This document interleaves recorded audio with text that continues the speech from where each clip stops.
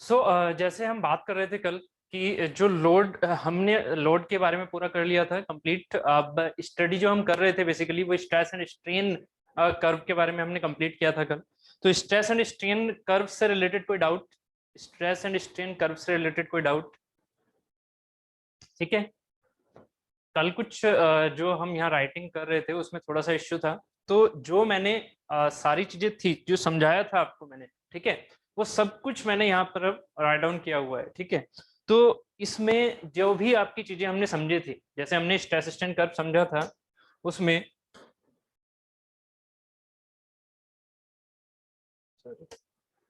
जैसे हमने stress strain curve समझा था उसमें हमने ये देखा था कि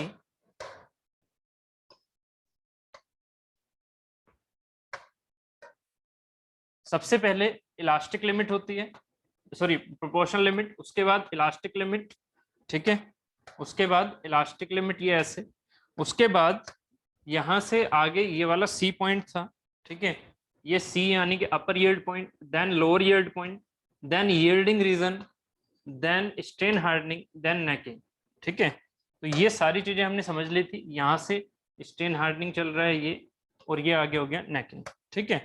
तो ये सारे पॉइंट्स हमने कल समझ लिए थे। This is the A, this is B, C, D, E, F, G. छोटा सा बस रिकैप्चुलेशन दे रहा हूं आपको, जिसमें हमने ये देखा था कि ये यहाँ से यहाँ तक तो हो गया प्रोपोर्शनल लिमिट, यानी कि हुक्स लॉ वैलिड था।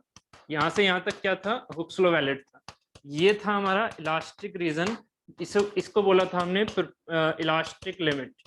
इलास्टिक लिमिट ये था हमारा proportional limit. This is the upper yield point. ठीक है। And this is the lower yield point. This is the yielding region. ये जो हमारा था ये हमारा क्या था? यील्डिंग रीजन या परफेक्टली। ये चीज मैंने ये वर्ड कल आपको नहीं बताया था, ये वर्ड और उसमें नोट डाउन कर लो। This is the yielding region, जहां पर यील्डिंग हो रही है। ठीक है। उसके बाद यहां से ये वाला था स्ट्रेन हार्डनिंग, स्ट्रेन हार्डनिंग। ठीक है। और ये था हमारा नेकिंग रीजन। ठीक है। तो ये सारी चीजें हमने वन बाय वन देख ली थी। ठीक है। उन्हीं की मैंने वर्डिंग यहाँ पर लिखी हुई है। इन वर्डिंग के आप चाहे तो स्क्रीनशॉट ले सकते हो। ठीक है। और यहाँ से इन चीजों को नोट डाउन कर लेना। ठीक है। यहां से इन चीजों को नोट डाउन कर लेना। A is the limit of proportionality, A is the point up to which linear elastic region occur, है ना। मतलब लीनियर है, y प्रोपोर्शनल टू x है, हुक्स लॉ वैलिड है in the linear elastic region और up to the limit of proportionality, that is the simple A. ठीक है। यहां से सीधा एक क्वेश्चन बन के आता है, कल मैंने आपको समझा दिया था। Then B is the elastic limit, the maximum stress up to which a specimen regain its original shape, कल समझाया था।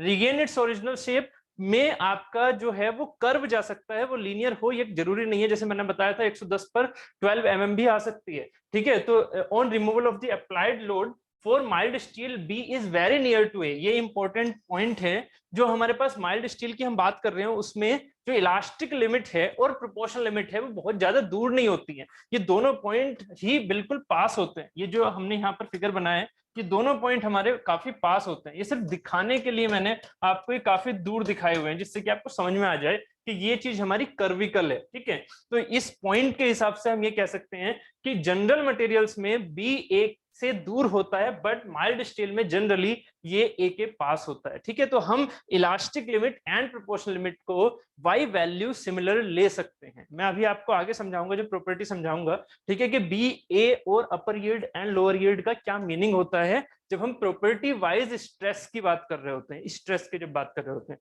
आगे अभी बताऊंगा मैं आपको। C is the upper yield point. देखिए, C is the upper yield point, कल मैंने आपको समझाया था कि जो हमारे पास अपर यील्ड पॉइंट होता है वो सिर्फ और सिर्फ किसके ऊपर डिपेंड कर रहा होता है? जो आपने अगर फास्ट लोडिंग की तो क्या सी दिखेगा? नहीं, सिर्फ और सिर्फ लोअर यील्ड पॉइंट से ही मटेरियल जा रहा होगा। कार्बन स्लिपिंग का हमें टाइम ही नहीं मिलेगा, कार्बन स्लिपिंग का टाइम ही नहीं मिलेगा।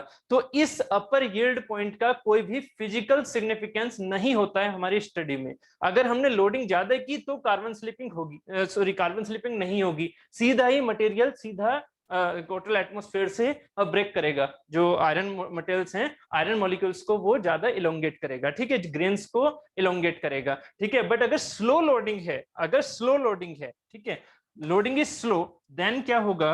देन यहां पर it can be calculated when the rate of loading is slow. अगर स्लो है तभी हमें अपर यील्ड पॉइंट दिखेगा।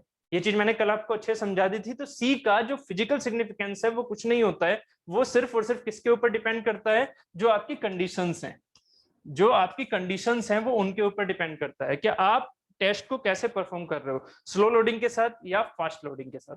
क्लियर है यहां तक? उम्मीद है समझ में आ चुका होगा। ये वाला पॉइंट भी कल हमने डिस्कस कर लिया था। Next point is D is the lower yield point. अब जो लोअर यील्ड पॉइंट होता है वही हमारे लिए इंपॉर्टेंट पॉइंट होता है, क्योंकि चाहे वो फास्ट लोडिंग चाहे वो स्लो लोडिंग हो, लोअर यील्ड पॉइंट तो जाएगा ही। और लोअर एंड अपर क्या है, ये एक रिलेटिव टर्म है। ठीक है, तो अगर मैं फास्ट लोडिंग कर रहा हूं तो वहां पर उसे लोअर यील्ड पॉइंट नहीं बोलेंगे, उसे सीधा क्या बोलेंगे, यील्ड पॉइंट, क्योंकि किसी से कंपेरिजन ही नहीं है उसकी। ठीक है, क्योंकि वहां पर कार्बन स्लिपिंग हो ही नहीं रही है, सीधे ग्रेन्स ही डिफॉर्म हो रही है।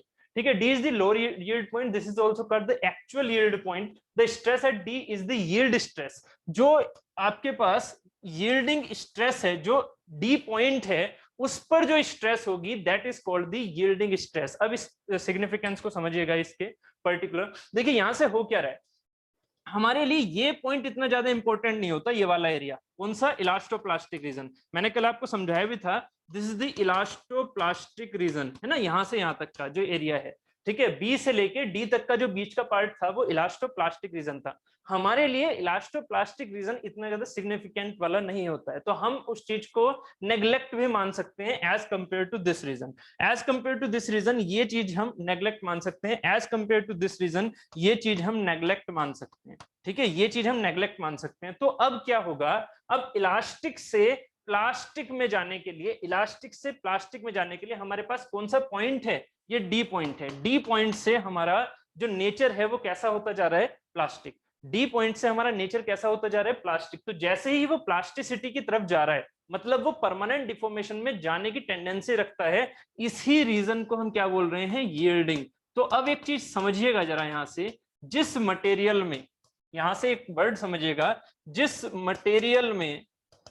मटेरियल में हमें परमानेंट डिफॉर्मेशन शो हो, जिस मटेरियल में हमें परमानेंट डिफॉर्मेशन शो हो, वहां पर इंपॉर्टेंट पॉइंट कौन सा होता है, यील्ड पॉइंट। क्योंकि जिस पॉइंट से परमानेंट डिफॉर्मेशन शो होना शुरू हुआ, जिस पॉइंट से परमानेंट डिफॉर्मेशन शो होना शुरू हुआ, मतलब प्लास्टिसिटी आनी शुरू हुई, उस पॉइंट को हम क्या बोलते हैं, यील्ड पॉइंट। जिस मटेरियल में परमानेंट डिफॉर्मेशन शो होगा उस मटेरियल में यील्ड पॉइंट भी शो होगा, और उसी यील्ड पॉइंट से पहले पहले जो हमारी स्टडी है वो सोम कहलाएगी, और आगे की स्टडी हमारी प्लास्टिसिटी कहलाएगी। ठीक है, क्योंकि हमने ये रीजन क्या मान लिया, नेग्लिजिबल। तो ये यील्ड पॉइंट ही हमारा हम किसके ऑलमोस्ट मान सकते हैं, इस लिमिट ऑफ प्रोपोर्शनैलिटी के। ठीक है, क्योंकि मैंने आपसे बोला ए और बी ज्यादा दूर नहीं है, और बी और डी को भी हमने पास में मान लिया, तो ये सारे पॉइंट क्या हो जाते हैं, ऑलमोस्ट सिमिलर। ऑलमोस्ट सिमिलर, इनकी सबकी वैल्यू क्या होती है, ऑलमोस्ट सिमिलर। स्ट्रेन की भी और स्ट्रेस की भी ऑलमोस्ट सिमिलर। ये जो वर्ड बोल रहा हूं इन पर ध्यान दो कि मैं क्या कह रहा हूं, कि हम एज्यूम ऐसा करते हैं कि ये जो पर्टिकुलर चीजें हैं ये सब के सब एक जैसी हैं, मैग्नीट्यूड में सब के सब एक जैसी हैं। ये सिग्निफिकेंस समझाना था, इसलिए मैंने कल आपको अच्छे से समझाया, काफी बड़ा बना के इसे, बट रियल में ये बहुत पास में होती हैं चीजें। ठीक है, तो यहाँ पर जो यील्डिंग पॉइंट है वही हमारा एक तरह से फेलियर पॉइंट है, वही हमारा एक तरह से फेलियर पॉइंट है, अगर हमें सिर्फ और सिर्फ किसको देखना हो, अगर हमें सिर्फ और सिर्फ इलास्टिक मटेरियल की स्टडी करनी हो। इलास्टिक मटेरियल कब फेल हो रहा है, इलास्टिक मटेरियल कब फेल हो रहा है, समझ रहे हो इस चीज को। इलास्टिक मटेरियल हमेशा ऐसा मत सोचना कि जो खिंच रहा है, मेन चीज इलास्टिसिटी एंड प्लास्टिसिटी क्या होती है अभी आगे बताऊंगा। अभी फिलहाल ये देखना है आपको, इलास्टिक मटेरियल मतलब जहां तक हम फोर्स हटा के किसी चीज को रिगेन कर सकें, वो रिगेनिंग प्रॉपर्टी मेरी किस पॉइंट से खत्म हो रही है, वो रिगेनिंग प्रॉपर्टी मेरी उस मटेरियल में, जो भी मेरे पास मटेरियल है उस मटेरियल में रिगेनिंग प्रॉपर्टी किस पॉइंट से खत्म हो रही है, बताओ जरा कौन सा पॉइंट है वो जहां से रिगेनिंग करने की प्रॉपर्टी खत्म हो रही है। आंसर दीजिए, कौन सा पॉइंट है वो जहां से रिगेनिंग करने की प्रॉपर्टी खत्म हो रही है, बताइए कौन सा पॉइंट है इसमें जहां से रिगेन करने की प्रॉपर्टी खत्म हो रही है, डी। वेरी गुड, अब समझ में आ रहा है ना आपको। देखिए एक्चुअल में कौन सा है, बी है, एक्चुअल में बी है, बट बी को हम ऑलमोस्ट हम डी के बराबर मान रहे हैं, क्योंकि इलास्टोप्लास्टिक रीजन को हम नेग्लेक्ट मान रहे हैं। तो आपसे आंसर मुझे डी ही चाहिए था, जिससे आपका व्यू क्लियर हो जाए। ठीक है, तो हमारे लिए इंपॉर्टेंट पॉइंट होता है डी, ना कि बी। ना ही ए। हमारे लिए डी इंपॉर्टेंट पॉइंट है जब हम फेलियर एनालिसिस कर रहे हैं, जब हम फेलियर एनालिसिस कर रहे हैं। क्लियर है? इसके पहले तो चीजें एक बार को हम एडजस्ट कर सकते हैं, बट इसके आगे हम एडजस्ट नहीं कर सकते हैं अगर मुझे सिर्फ और सिर्फ रीगेनिंग ही चाहिए, क्योंकि डी के आगे रीगेनिंग की सेंस खत्म हो चुकी है। ठीक है, तो रीगेनिंग अगर सेंस खत्म हो चुका है, डी के बाद परमानेंट डिफॉर्मेशन आ गया है, तो मुझे स्ट्रेस इस पॉइंट की चाहिए, और यही पॉइंट मेरे लिए क्या होता है? डिजाइन पॉइंट होता है। इसी पॉइंट को मैं क्या बोलता हूं? Design point.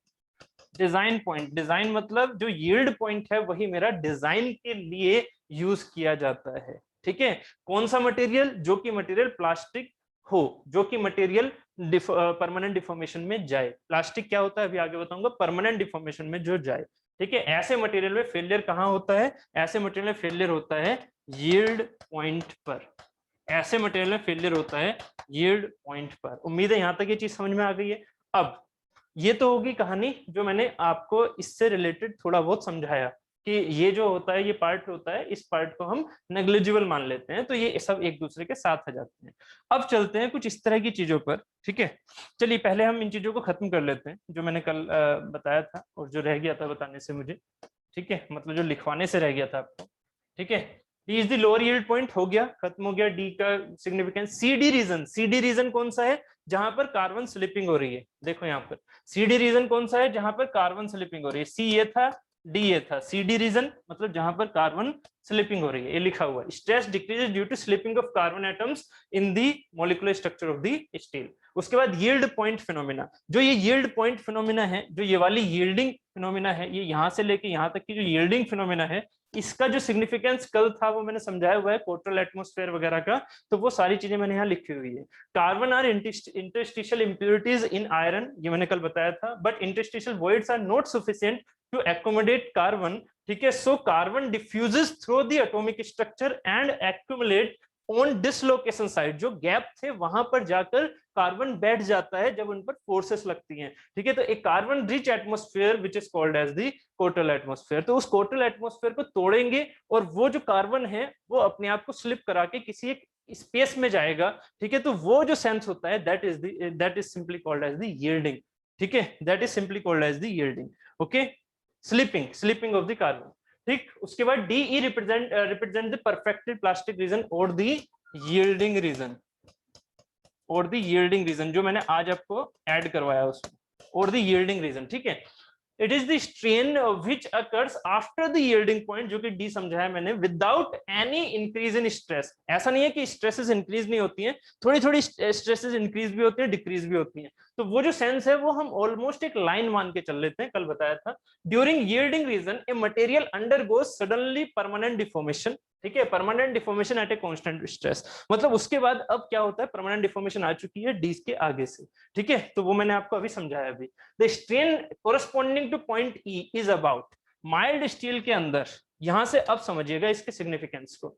यहां से माइल्ड स्टील में जो ये डी पॉइंट होता है, ये जो डी पॉइंट होता है, थोड़ा समझिएगा इस चीज को। एक तो हमारे पास डी पॉइंट है, ठीक है, डी या बी दोनों सिमिलर हैं एक तरह से, है ना। यहां तक की जो स्ट्रेन होती है that is around 0.12%, that is around 0.12। ठीक है, और यहां से जो ये स्ट्रेन होती है ये होती है अराउंड 1.4%। ये वर्ड इंपॉर्टेंट है, that is the percent. 1.4% and 0.12%। ठीक है, तो अभी इसको समझ में आया नहीं होगा, मुझे पक्का पता है आपको। ठीक है, काफी जल्दी मैंने बता दिया। अभी इस चीज को मैं यहाँ पर समझा रहा हूँ। क्या? The strain corresponding two point E is about point ई और पॉइंट डी अमाउंट डी। ठीक है, अराउंड ई और डी और ए हमने एक साथ ले रखे हैं। ये ई क्या है? एक तरह से मेरा बी पॉइंट है। ठीक है, एक सेकेंड, ये सॉरी, ये ई पॉइंट मेरा है, ये जो आगे वाला है जिसको मैंने 1.4 लिखा, जिसको मैंने 1.4 लिखा, जिसको मैंने 1.4 लिखा। जो ई पॉइंट है दैट इज दी 1.4%, एंड जो डी है जिसको मैं बी भी बोल सकता हूं, जिसको मैं ए भी बोल सकता हूं, ठीक है, इज अबाउट 0.12%। ठीक है, 1.4% एंड 0.12%। अब जरा इसके सेंस को समझिएगा क्या मैं बोलने वाला हूं। यहां से इस चीज को यहां से समझिएगा, ये यहां से ये फिगर आपको समझ में आ चुका था अभी जो फिलहाल मैंने रखा। अब इस फिगर के नीचे ही मैं यहां पर कुछ लेके चलूंगा। आपने कहा यहां से जो मैं अब इस कॉन्सेप्ट की ब्यूटी आपको समझाना चाह रहा हूं, दैट इज, यहाँ पे एक बात समझिएगा, that is the 100 centimetre. Assume कर लो कि ये हमारे पास स्पेसिमेन 100 सेंटीमीटर का है, ठीक है। तो डाया कितने का होगा इसका, अराउंड कितना मान के चलेंगे अगर इसका टेंशन टेस्ट कर रहे हैं तो 25 सेंटीमीटर, ठीक है। 100 सेंटीमीटर का हमारा लेंथ है। अगर इस 100 सेंटीमीटर में लेंथ है और ये माइल्ड स्टील है, ठीक है, तो इसका जो हम फिगर बनाते हैं वो तो बना देते हैं इस तरह का कुछ, है ना। फिगर हम बना देते हैं कुछ इस तरह का, है ना, ऐसे हम लेके चल लेते हैं, इसका फिगर कुछ ये हो गया और ऐसे लेके चलिए, ठीक है। बट देखो इसका जो एक्चुअल सेंस है वो देखिएगा, इसी पॉइंट को मैं यहां और लेके चलूं, ठीक है। ये मेरा स्ट्रेस स्ट्रेन कर्व हो गया। रियल स्ट्रेस स्ट्रेन कर्व देखोगे ऐसा होता है,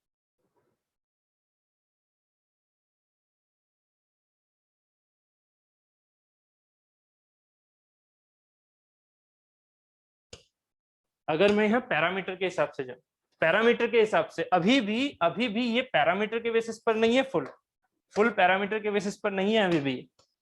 थोड़ा सा और इसे मैं छोटा कर देता हूं,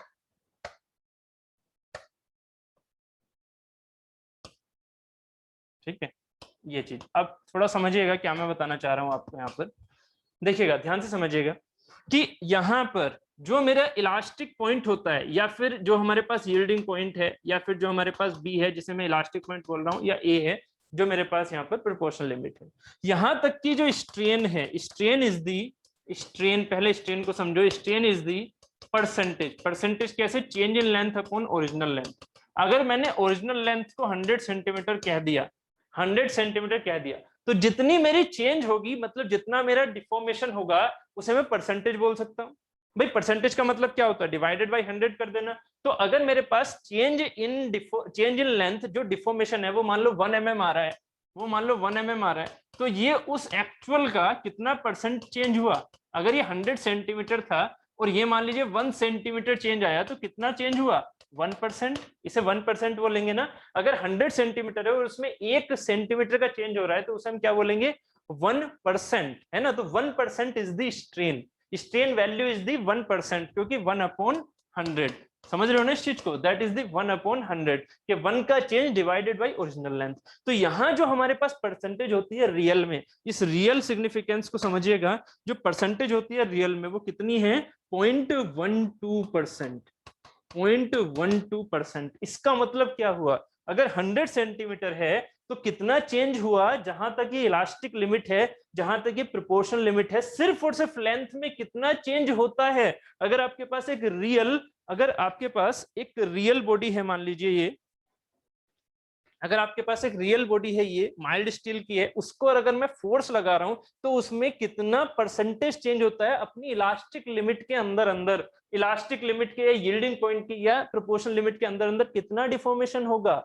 फोर्स तो आप लगा रहे थे, स्ट्रेन अभी जो समझा रहा था उसमें 1 mm 2 mm ऐसे सोच लिया था आपने, बट रियल में कितना, रियल में है सिर्फ और सिर्फ 0.12। तो जरा सोचो 100 सेंटीमीटर का कितने तक हमारी सोम काम कर रही है, कितने तक सोम काम कर रही है, सिर्फ और सिर्फ उसके 0.12% तक के डिफॉर्मेशन पर। मतलब अगर 100 सेंटीमीटर है तो उसका 0.12 सेंटीमीटर, 0.12 सेंटीमीटर है, सोच पा रहे हो 0.12, रियल में 0.12 कितना होगा, आप दिखा भी नहीं सकते हो इस पर।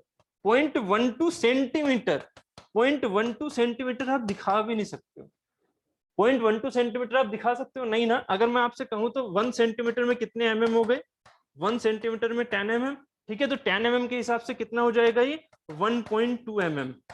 100 सेंटीमीटर की बार पर सिर्फ और सिर्फ 1.2 mm का चेंज, 1.2 mm भाई, सेंटीमीटर भी नहीं।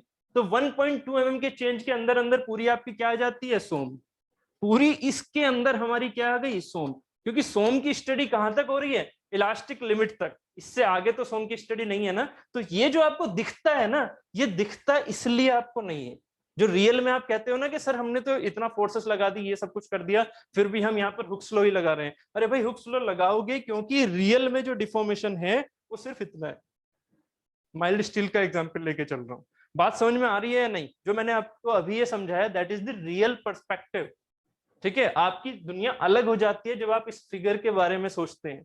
तो फिगर के हिसाब से तो आपको ऐसा लगेगा स्ट्रेन सर बहुत ज्यादा होगी, जिस टाइम पर इलास्टिक लिमिट होगी उस टाइम पर स्ट्रेन बहुत ज्यादा होगी। स्ट्रेन बहुत ज्यादा नहीं है, दैट इज द ओनली 0.12%।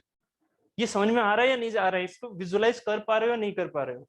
पहले बताओ जल्दी से, इसको विजुलाइज कर पा रहे हो जो मैं समझाना चाह रहा हूँ? 0.12% बहुत ही कम है। 100 सेंटीमीटर का सिर्फ और सिर्फ 1.2 mm ही इंक्रीज हुआ और उसके अंदर ही हमारी इलास्टिसिटी खत्म हो गई।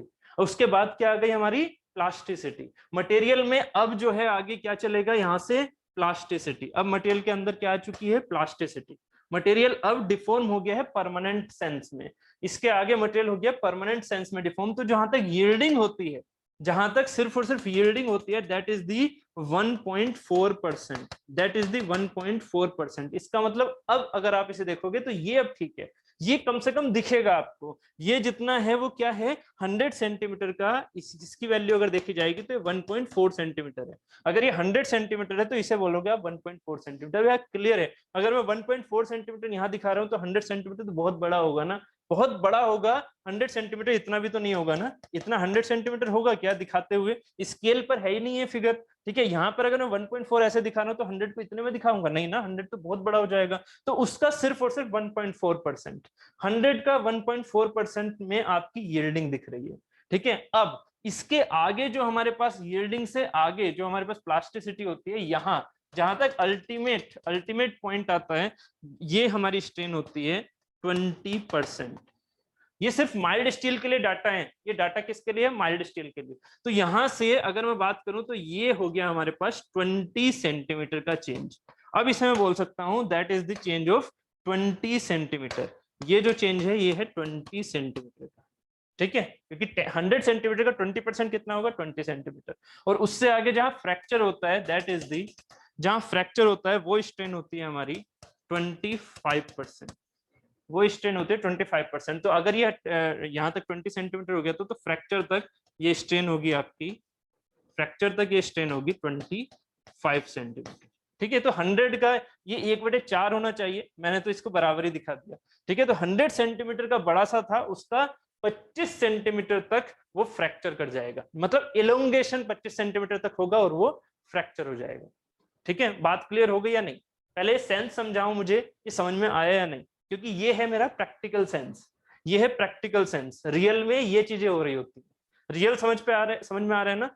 आपके पास जो हम डिफ्लेक्शन वगैरह दिखाते रहते हैं, ठीक है, ये डिफॉर्मेशन दिखाते रहते हैं कि सर इतना डिफॉर्मेशन आ रहा है, सर डेल्टा की वैल्यू हमारी 0.12 mm आ रही है। तो वो जो 0.12 mm आ रही है या इस तरह की डेल्टा की वैल्यू कभी भी आपकी ऐसे नहीं आई होगी ना। अगर 100 सेंटीमीटर कोई चीज है तो उसमें डेल्टा की वैल्यू क्या आपके पास 20 सेंटीमीटर आ गई होगी इलास्टिक रेंज के अंदर, डेल्टा इक्वल टू PL/A के फॉर्मूले से? कभी नहीं। आप आगे भी देखोगे आपको आंसर्स जब मिलेंगे तो वो mm में मिलेगा, वो बहुत ही कम। क्यों वो बहुत कम मिलता है? क्योंकि रियल में जो सोम है सिर्फ और सिर्फ 0.12% पर लग रही है, किसकी? माइल्ड स्टील के केस में। बात क्लियर है? समझ में आ गया यहां तक? जल्दी से बताइए, ये कहानी क्लियर हुई सभी को?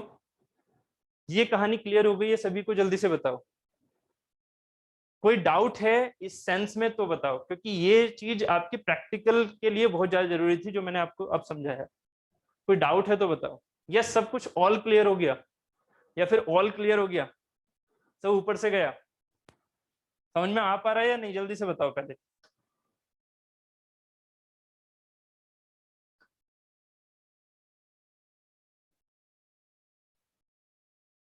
Clear clear, okay, good good good, ठीक, बढ़िया। चलिए फिर तो अब हम देख लेते हैं। देखो यहाँ पर मैंने परसेंटेज लिखी हुई है 1.4%, 4%।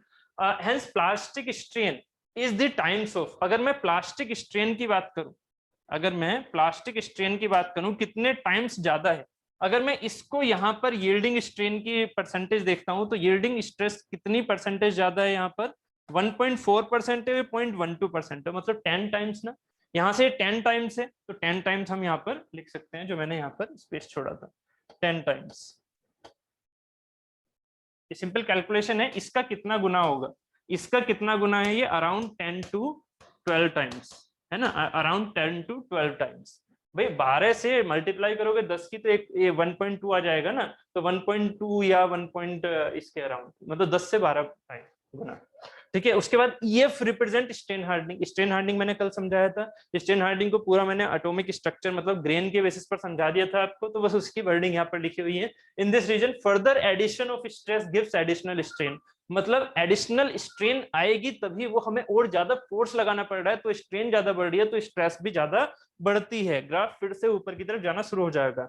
However strain increases with the faster rate in this region. Strain क्या है, ज्यादा फास्टर रेट से निकल रही है, बढ़ रही है। कैसे बढ़ रही है आप यहाँ पर देख सकते हैं। स्ट्रेन यहाँ में कितनी थी, सिर्फ 0.12%, जबकि स्ट्रेस कितनी हो गई थी यहाँ पर, इसमें अराउंड होती है 250 न्यूटन पर एमएम स्क्वायर, ठीक है, या 250 मेगा पास्कल, इसके अराउंड ये फोर्स होता है, स्ट्रेस होती है। जबकि यहाँ ये माइल्ड स्टील के लिए है, ये होती है अराउंड 420 मेगा पास्कल अराउंड, ठीक है। ये 250 होती है, ये 420 के अराउंड होती है, ठीक है। तो आप सोच सकते हो कि जब 250 तक पहुंचे तो सिर्फ 0.12 था, जबकि 420 पहुंचते हुए हमें सिर्फ कितना स्ट्रेन मिल चुका है, 20%। इसका मतलब ये स्ट्रेन क्या है, ज्यादा जल्दी से जा रही है। ये स्ट्रेन में इतना इंक्रीमेंट स्ट्रेस में नहीं हुआ जितना इंक्रीमेंट स्ट्रेन में हो गया, क्योंकि यहाँ पर तो सिर्फ 0.12 पर आपने 250 अचीव कर लिया था, जबकि यहाँ के 20% के लिए आप अचीव कितना कर रहे हो यहाँ पर, सिर्फ और सिर्फ 420। इसका मतलब क्या हो रहा है कि स्ट्रेन हायर रेट से इंक्रीज हो रही है, स्ट्रेन हायर रेट से इंक्रीज हो रही है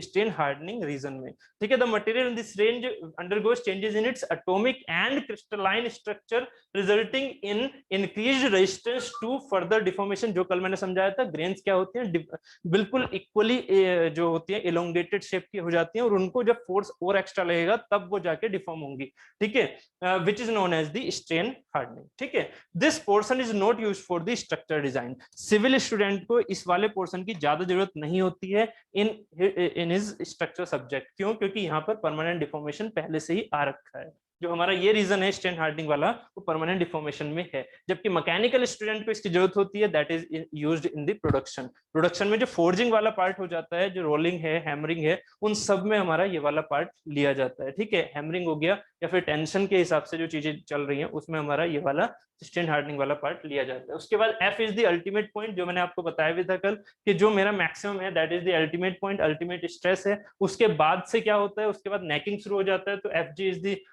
FG region is the necking region और G point is the fracture point, ठीक है। वो सारी चीजें मैंने यहाँ पर लिखी हुई है, ठीक है। इट इज अबाउट, यहाँ पर ये कितना है, ये है 20%, अभी समझाया था, ठीक है। और ये स्ट्रेन कितनी है, 25%, क्लियर, ठीक है। उसके बाद मैंने कल भी आपको बताया था cup and cone fracture type से इसमें लास्ट में फ्रैक्चर होता है, ठीक है। तो वर्डिंग आपको समझ में आ गई है, वर्डिंग मिल चुकी है जो मैंने आपको समझाया था, ठीक है। अब हम बात कर लेते हैं मटेरियल प्रॉपर्टी की। ये पूरी कहानी मुझे कल कंप्लीट करनी थी, ठीक है, क्योंकि पहले से ही राइट डाउन था वो, ठीक है, बट चलिए कोई इश्यू नहीं है।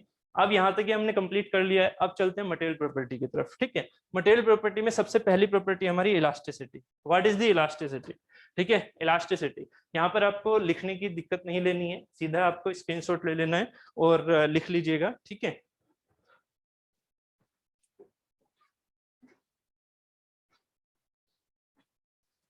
यहाँ तक कोई डाउट है तो बताइए अभी तक। स्ट्रेस स्ट्रेन कर्व में कोई डाउट?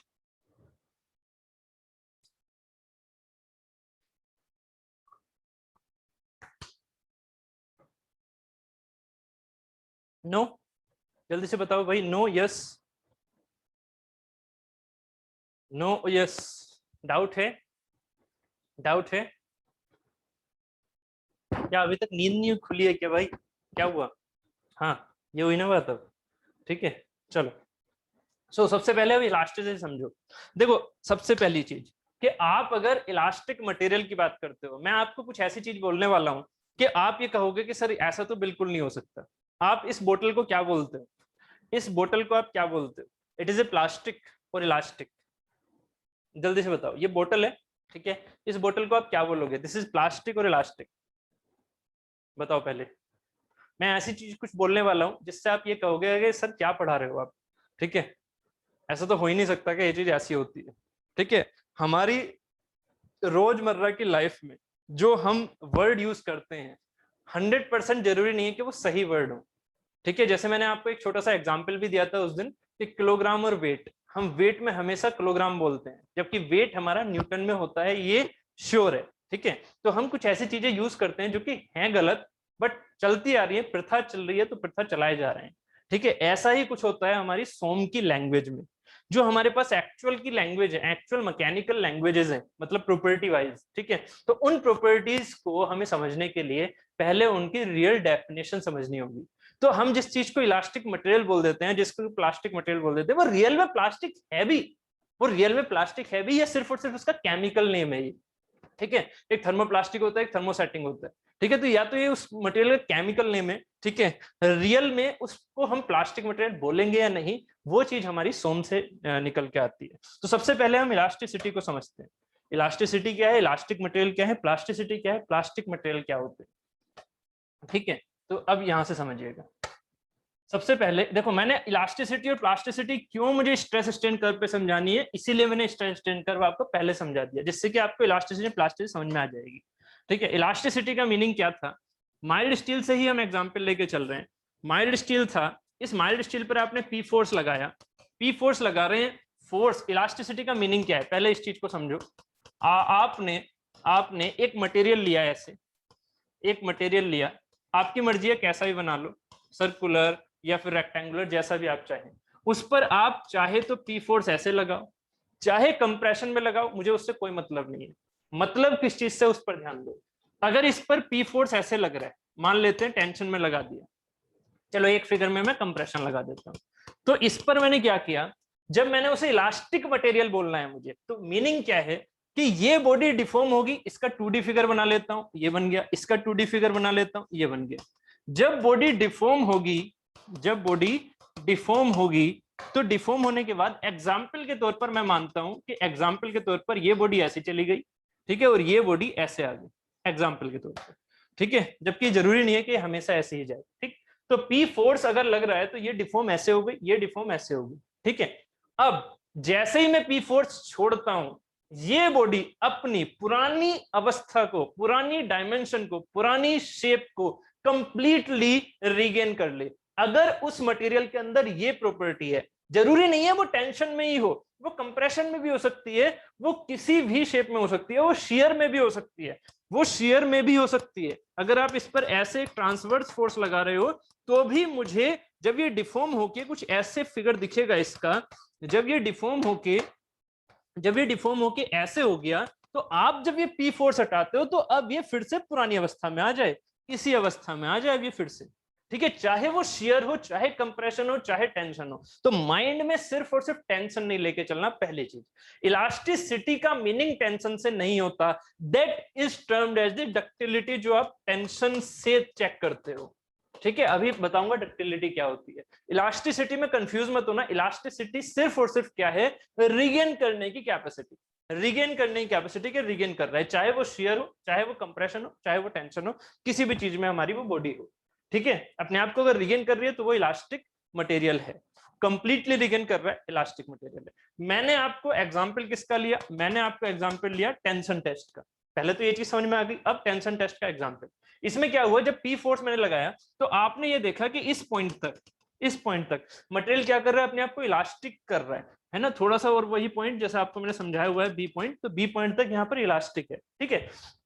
तो इसको हमने क्या बोला, आप किसी भी पॉइंट पर इसको यहां से छोड़ दो, इसको यहां से आपने छोड़ दिया, मान लीजिए यहां तक लेके गए, पी फोर्स हटा दिया, जो भी फोर्स आपने बढ़ाया था यहां तक वो हटा दिया, तो ये क्या करेगी, रीगेन कर लेगी। यहां तक लेके गए, छोड़ दिया, रीगेन कर लिया, यहां तक लेके गए, यहां तक मतलब स्ट्रेन इतनी आ गई, छोड़ दिया, रीगेन कर लिया। इसका मतलब ये हमारा क्या है, इलास्टिक रीजन है। और ये जो प्रॉपर्टी अगर ये मटेरियल शो कर रहा है, अगर ये मटेरियल ये चीज, ये टेंडेंसी शो कर रहा है कि फोर्स हटाने पर वापस आ रहा है, तो ये मटेरियल मेरा क्या कहलाएगा, that is the elastic material, that is the elastic material, ठीक है। जो भी हमारे नॉन सॉलिड हैं, ठीक है, वो सारे के सारे कैसे हैं, इलास्टिक इन नेचर है। हमेशा याद रखिएगा, नॉन सॉलिड जितने भी हैं हमारे, वो हमारे इलास्टिक इन नेचर हैं, ऐसा हम मान के चलते, ठीक है। मैं यहां पर आपको कंफ्यूज नहीं कर रहा, अपने सिलेबस से आउट ऑफ नहीं लेके जा रहा कि मैं विस्को इलास्टिक बताना शुरू कर दूं यहाँ पर, ठीक है, वो सारी चीजें मैं नहीं बता रहा, ठीक है। मैं सिर्फ और सिर्फ इलास्टिक नेचर की बात कर रहा हूँ, ठीक है। तो इलास्टिक नेचर क्या है, जितने भी हमारे नॉन सॉलिड है, जनरली आपके सिलेबस के अकॉर्डिंग जो नॉन सॉलिड है वो उन्हीं का एग्जाम्पल आएगा, और वो हमारे क्या है, इलास्टिक। मतलब वो कहीं ना कहीं, चाहे वो कितना भी उस पर हम फोर्सेस लगाएं, वो अपने आप को रिगेन करने की टेंडेंसी रखते हैं, चाहे थोड़ी सी ही क्यों ना रखें, पर रखते जरूर हैं। That is the elastic. ठीक है, अब अगर ये हमारे पास इलास्टिक सेंस था, तो अब जरा एक बात सोचिएगा कि इस इलास्टिसिटी में मटेरियल के एग्जाम्पल क्या क्या हो जाएंगे। Steel is the example of the non solid, क्या मैं उसे इलास्टिक बोल सकता हूं? बिल्कुल। एल्यूमिनियम, क्या मैं इलास्टिक बोल सकता हूं? बिल्कुल। कॉपर, क्या मैं इलास्टिक बोल सकता हूं? बिल्कुल। कास्ट आयरन, कास्ट आयरन आपने नाम सुना होगा कास्ट आयरन का सिविल में। कंक्रीट, कंक्रीट सिविल में आपने इनके नाम सुने होंगे। आप एक बात बताइए, कंक्रीट है मेरे पास, उसे मैं इलास्टिक बोलूंगा? कंक्रीट मैकेनिकल वाले जानते हैं कंक्रीट क्या होता है, तो कंक्रीट को मैं इलास्टिक मटेरियल बोलूंगा? पहले बताओ। आप जो सोचते हो इलास्टिक का, वो आप ये सोचते हो कि इलास्टिक का मतलब ये होता है जैसे कि वो रबर बैंड टाइप से, कि किसी चीज को खींचो वो खींचेगा, छोड़ोगे वो वापस आ जाएगा। तो कंक्रीट बताइए, बताइए क्या वो इलास्टिक है?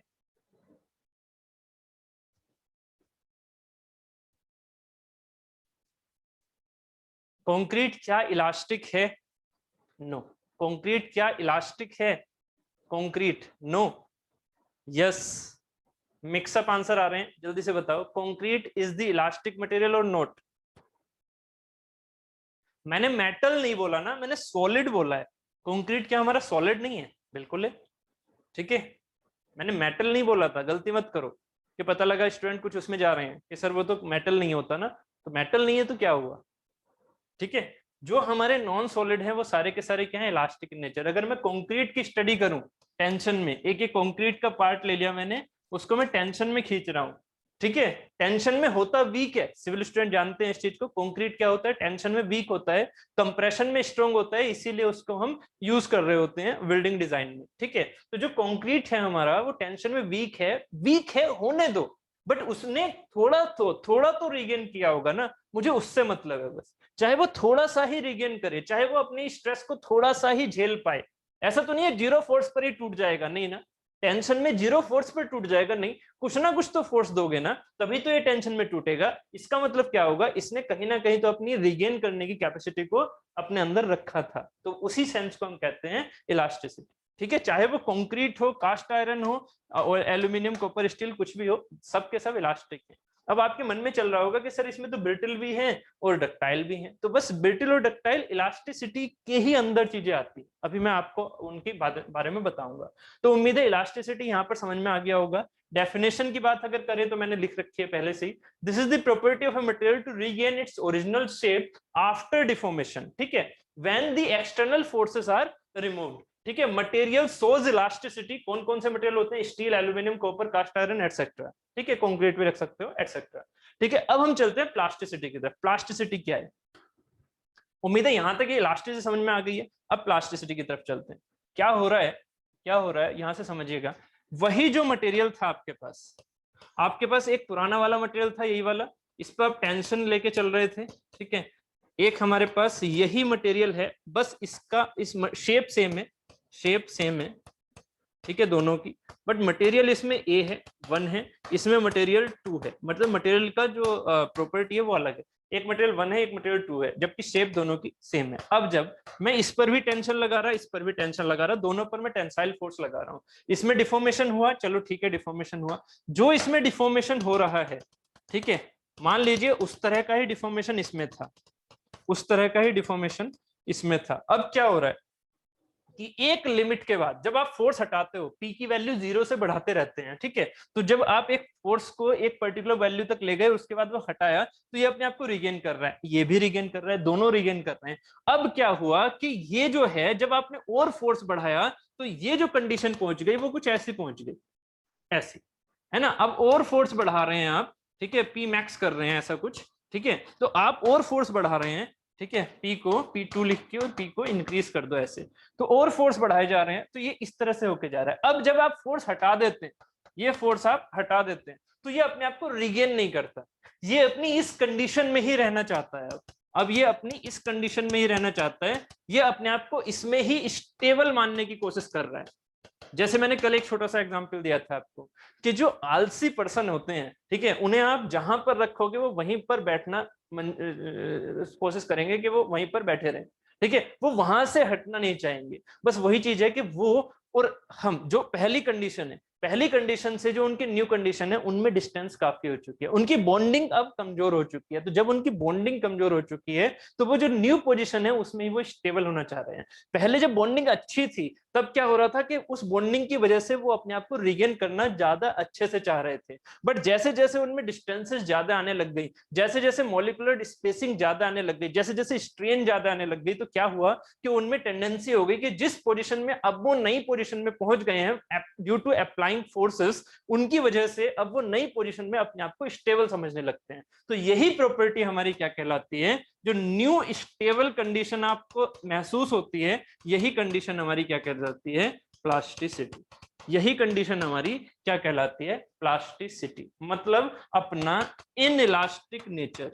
इनइलास्टिक नेचर, इलास्टिक नेचर क्या है, इलास्टिक नेचर है रिगेन करना। इनइलास्टिक नेचर क्या होगा, अपने आप को रिगेन नहीं करना। ठीक है, तो रिगेन बिल्कुल नहीं करना, that is the simply plasticity. तो प्लास्टिसिटी किसमें होगी, अब यहां से इस फिगर के हिसाब से देख लेते हैं। सॉरी, ये जो मैंने आपको यहां पर समझाया था कि यहां अगर मैं माइल्ड स्टील के ही एग्जांपल की बात कर रहा हूं, तो माइल्ड स्टील एक ऐसा मटेरियल है।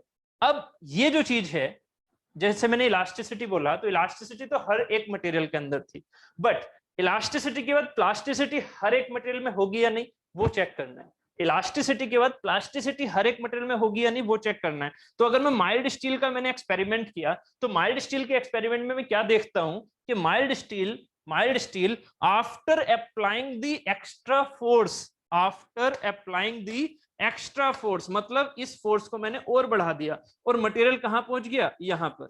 ठीक है, अब इसके ग्राफ को मैं यहीं से ऐसे लेके जा रहा हूं। ठीक है, अब यहां से इस पॉइंट को मैंने यहां तक पहुंचा दिया मान लो, तो इस पॉइंट के हिसाब से इसका डिफॉर्मेशन यहां तक हो गया, फोर्स यहां लगा हुआ है P2 मान लो। तो इस P2 को जब मैं छोड़ता हूं तो ये वापस नहीं आता, इसका मतलब ये यहीं पर रह गया, ये यहीं पर रह गया एग्जाम्पल के तौर पर।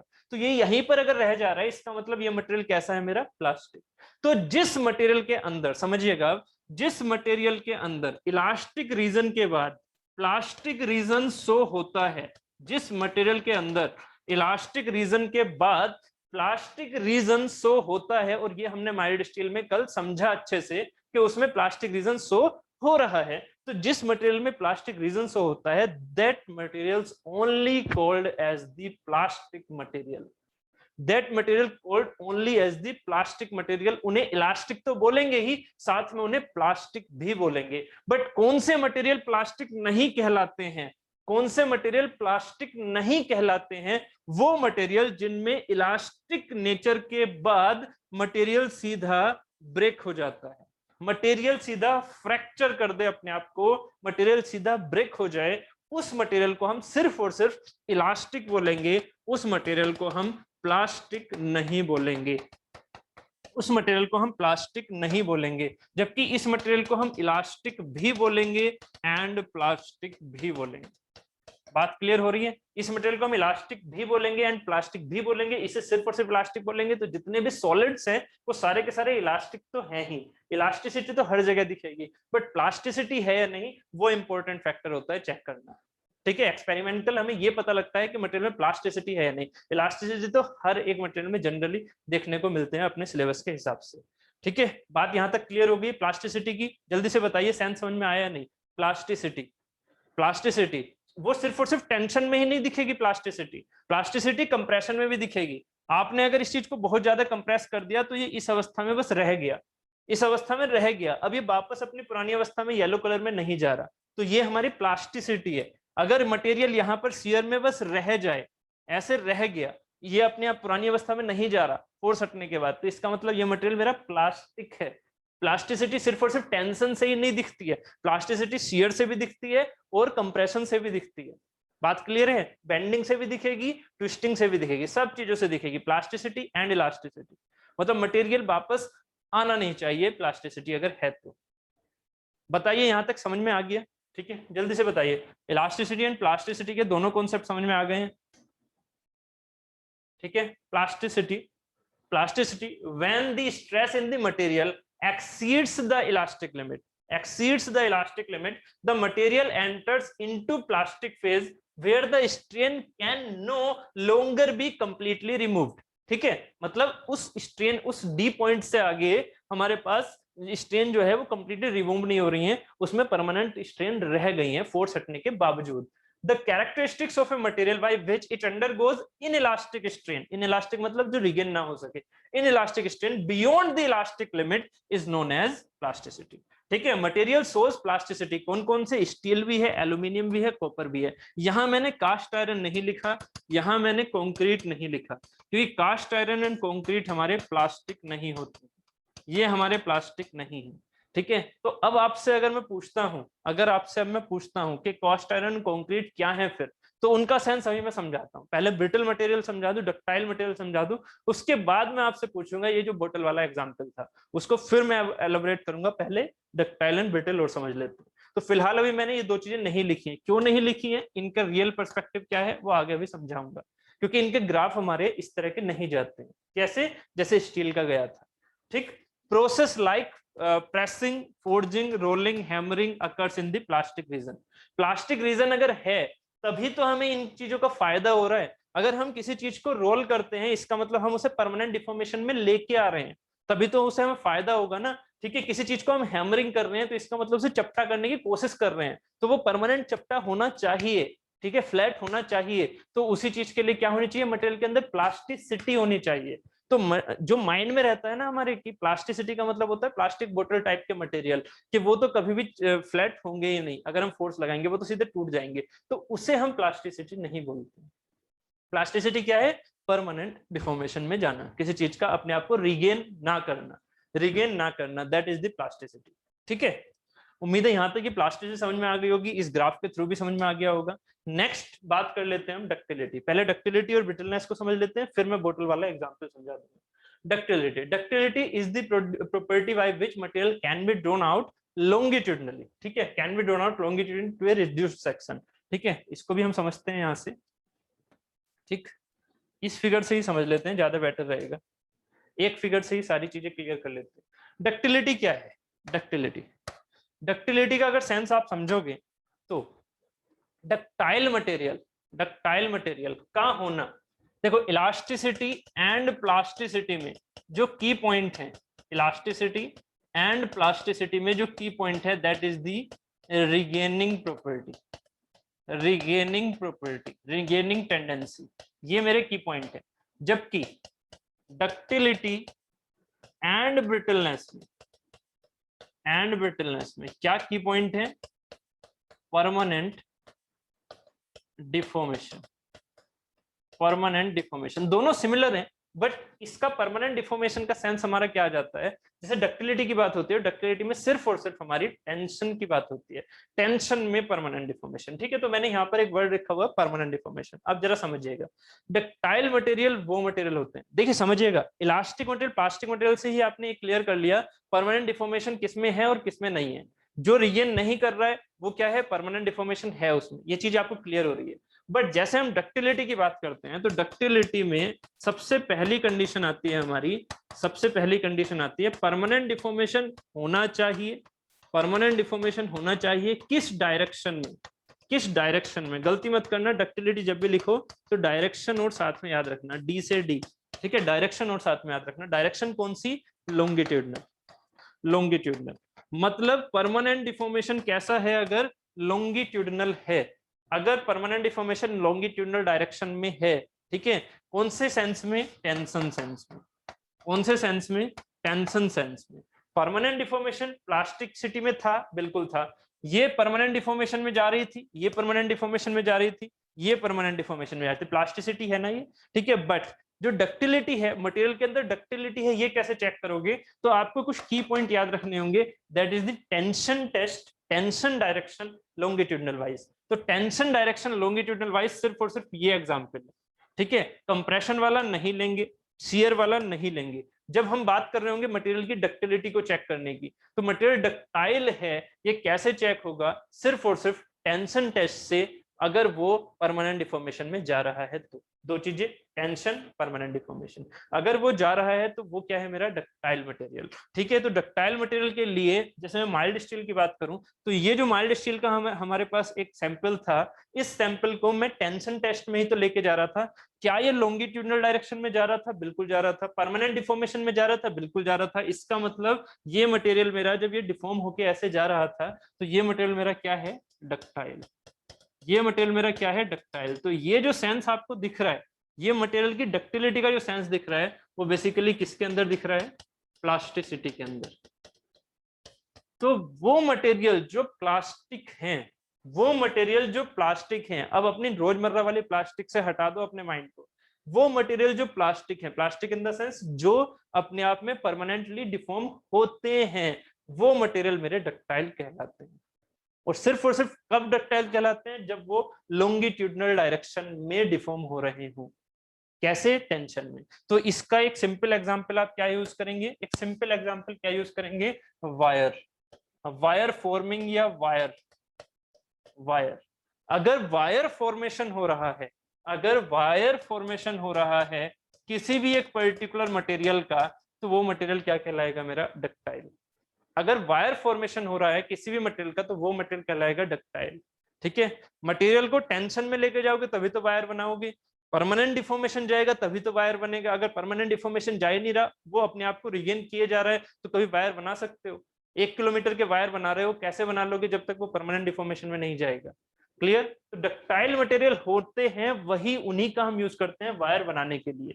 अगर कोई डक्टाइल मटेरियल है तभी उसके वायर बनेंगे। तो कॉपर क्या है? डक्टाइल है। एल्यूमिनियम क्या है? डक्टाइल है, क्योंकि वायर बने हुए आपने देखे हैं उनके। ठीक है, माइल्ड स्टील क्या है? डक्टाइल है, क्योंकि वायर बने हुए देखे हैं आपने।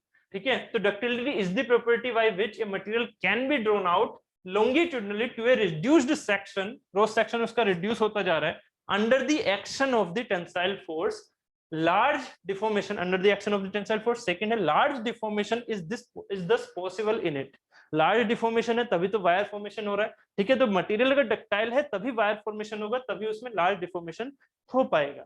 ठीक है, these materials have post elastic strain. These materials have post elastic strain. अब ये जो पोस्ट इलास्टिक स्ट्रेन की मैं वैल्यू लिख रहा हूं, that is for the real conditions. That is for the real conditions. Post elastic strain का meaning क्या होगा, अभी मैं इसके बारे में बात करूंगा। ठीक है, that is always greater than और equal to 5%। Post elastic strain greater than और इक्वल टू 5%। अभी समझाता हूं इस चीज को। ठीक है, strain at failure is epsilon is greater than और इक्वल टू 0.05 और 5%। ठीक है, अभी इस चीज को मैं समझाऊंगा ग्राफ से। Ductile material typically have a well defined yield point. चलो पहले एक एक करके इन चीजों को हम समझ लेते हैं इस ग्राफ से। ठीक है, अब यहां पर मैं न्यू ग्राफ ही ले लेता हूं, ज्यादा बेटर रहेगा। ठीक, यहां पर ये तो हो गया मेरा इलास्टिक, यहां से ये हो गया, ये ग्राफ ऐसे, ये ऐसे। ठीक है, तो माइल्ड स्टील की बात कर रहा हूं, डक्टाइल मटेरियल की बात कर रहा हूं। अब मैं आपसे कहता हूं कि वो डक्टाइल मटेरियल रियल में डक्टाइल मटेरियल हम ऐसा लेके चलते हैं, एप्सिलॉन मतलब स्ट्रेन, कौन सी वाली? Post elastic strain. ठीक है, वो कितने से ज्यादा होनी चाहिए? 5% से ज्यादा। इसका मीनिंग क्या हुआ कि यहां पर हमारे पास एक ये पॉइंट है जिसे मैं इलास्टिक पॉइंट बोल रहा हूं, दिस इज द ई। ठीक है, तो ई से आगे स्ट्रेन जो है वो y परसेंटेज 5% से ज्यादा हो, y परसेंटेज 5% से ज्यादा हो। अगर y परसेंटेज 5% से ज्यादा पर किसी बॉडी का फ्रैक्चर हो रहा है तो वो मटेरियल मेरा डक्टाइल कहलाएगा। समझिएगा जरा इस चीज को। एक है डक्टाइल मटेरियल और दूसरा है मेरा ब्रिटल मटेरियल। चलो मैं अब एक छोटी सी और बात कर लेता हूं। डक्टिलिटी की जो बात हुई है, इस फिगर को और समझेंगे आप अच्छे से। पहले एक काम करो, डक्टिलिटी की ये छोटी सी डेफिनेशन हो गई, एक ब्रिटलनेस की डेफिनेशन और देख लो, उसके बाद इन पॉइंट्स को, यील्ड पॉइंट को, फ्रैक्चर पॉइंट को, इनको हम देखेंगे। ठीक है, ब्रिटलनेस की और छोटी सी डेफिनेशन देखो। It is the lack of ductility, simple. It is the lack of ductility such that material cannot be stretched.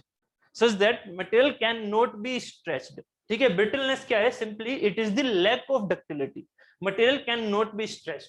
ठीक है, in this fracture takes place immediately after elastic limit without a significant deformation, without a significant deformation. ठीक है, ये significant deformation इस material को ideal brittle से real brittle में convert कर देता है। वही एप्सिलॉन मेरी 5% की बात करता हूं मैं, अभी बताऊंगा उस चीज को। ठीक है, तो समझ में आ रहा होगा, in this fracture takes place immediately, in this fracture, ना कि फेलियर। फ्रैक्चर की बात हो रही है सीधी, कब हो रहा है वो, इलास्टिक लिमिट जैसे ही पार होती है तुरंत ही उसमें फ्रैक्चर आ जाता है। That is the simply brittle material. अब दोनों को हम एक साथ देख लेते हैं। यहाँ पर देखिएगा, ब्रिटल मटेरियल क्या है, ब्रिटल मटेरियल या ब्रिटलनेस अगर मटेरियल के अंदर है तो क्या कहलाएगा वो, lack of ductility, lack of ductility. इसका मतलब क्या हुआ कि मटेरियल को अगर मैं एक टेंशन में लेके जा रहा हूं, मटेरियल को टेंशन में लेके जा रहा हूं, तो उसमें क्या होगा, उसमें क्या होगा, डक्टिलिटी ना हो। डक्टिलिटी ना होने का मतलब क्या हुआ, डक्टिलिटी सिर्फ और सिर्फ तब होती है जब वो प्लास्टिक रीजन में जाए, और प्लास्टिक रीजन अगर नहीं है तो इसका मतलब उसमें परमानेंट डिफॉर्मेशन नहीं है। मतलब मटेरियल सिर्फ और सिर्फ कैसा है, इलास्टिक। मटेरियल अभी सिर्फ और सिर्फ कैसा है, इलास्टिक। मतलब फोर्स लगा रहे हैं, छोड़ रहे हैं, वापस आ रहा है, फोर्स लगा रहे हैं, छोड़ रहे हैं, वापस आ रहा है। जब मैंने उस पर और ज्यादा फोर्स लगाई तो वो सीधा टूट गया, वो आगे नहीं गया, वापस आने की जगह वो सीधा टूट गया, एक फोर्स ऐसी लग गई। तो इसका अगर मैं ग्राफ देखूंगा तो ये कुछ ऐसा बना, फोर्स लगा रहे हैं, छोड़ रहे हैं, वापस आ रहा है, वापस आ रहा है, वापस आ रहा है, लीनियर फॉर्मेशन करता हुआ। और ये जो पॉइंट मान लीजिए यहाँ पर पहुंच रहा है, इस पॉइंट के बाद अगर और थोड़ा फोर्स लगा रहे हो तो सीधा ब्रेक हो गया, ये सीधा ब्रेक हो गया। ये प्लास्टिक डिफॉर्मेशन में नहीं गया, ये प्लास्टिक जोन में नहीं गया, ये परमानेंट जोन में, परमानेंट डिफॉर्मेशन जोन में नहीं गया। अगर ये परमानेंट डिफॉर्मेशन जोन में नहीं जा रहा है, सीधा फ्रैक्चर हो जा रहा है, तो इस मटेरियल को हम बोलते हैं ब्रिटल मटेरियल। ब्रिटल मटेरियल, इस मटेरियल को हम ब्रिटल मटेरियल बोल रहे हैं। आप कहोगे कि सर इसे तो हम इलास्टिक बोलते हैं। अरे भाई बिल्कुल इलास्टिक बोलते हैं, इलास्टिक तो हर जगह है। इलास्टिसिटी तो यहां से भी चेक कर सकते हो, इस पॉइंट से। इलास्टिसिटी अगर चेक करनी है तो इस पॉइंट से भी चेक कर सकते हो कि फोर्स लगाया, वापस आ रहा है, इसका मतलब इलास्टिक है। बट आपको अगर ये ग्राफ कंप्लीटली इतना दे रखा है तो ये ग्राफ किसका है, ब्रिटल का।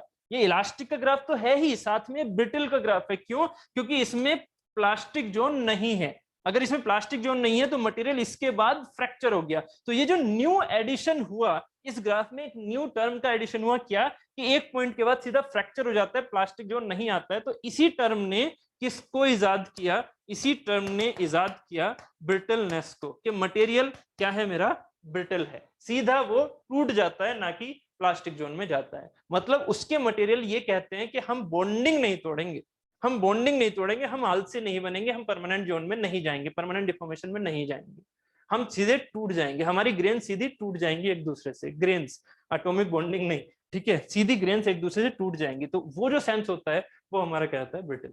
ठीक है, अब ये ब्रिटल में ऐसा क्यों होता है, अब ये क्वेश्चन आप बताइएगा, ब्रिटल तुरंत ही क्यों टूट जाते हैं, ब्रिटल तुरंत ही फ्रैक्चर क्यों हो जाते हैं इलास्टिक लिमिट के बाद, जबकि डक्टाइल मटेरियल इलास्टिक लिमिट के बाद तुरंत फ्रैक्चर ना होके परमानेंटली डिफॉर्म होते हैं, ऐसा क्यों होता है।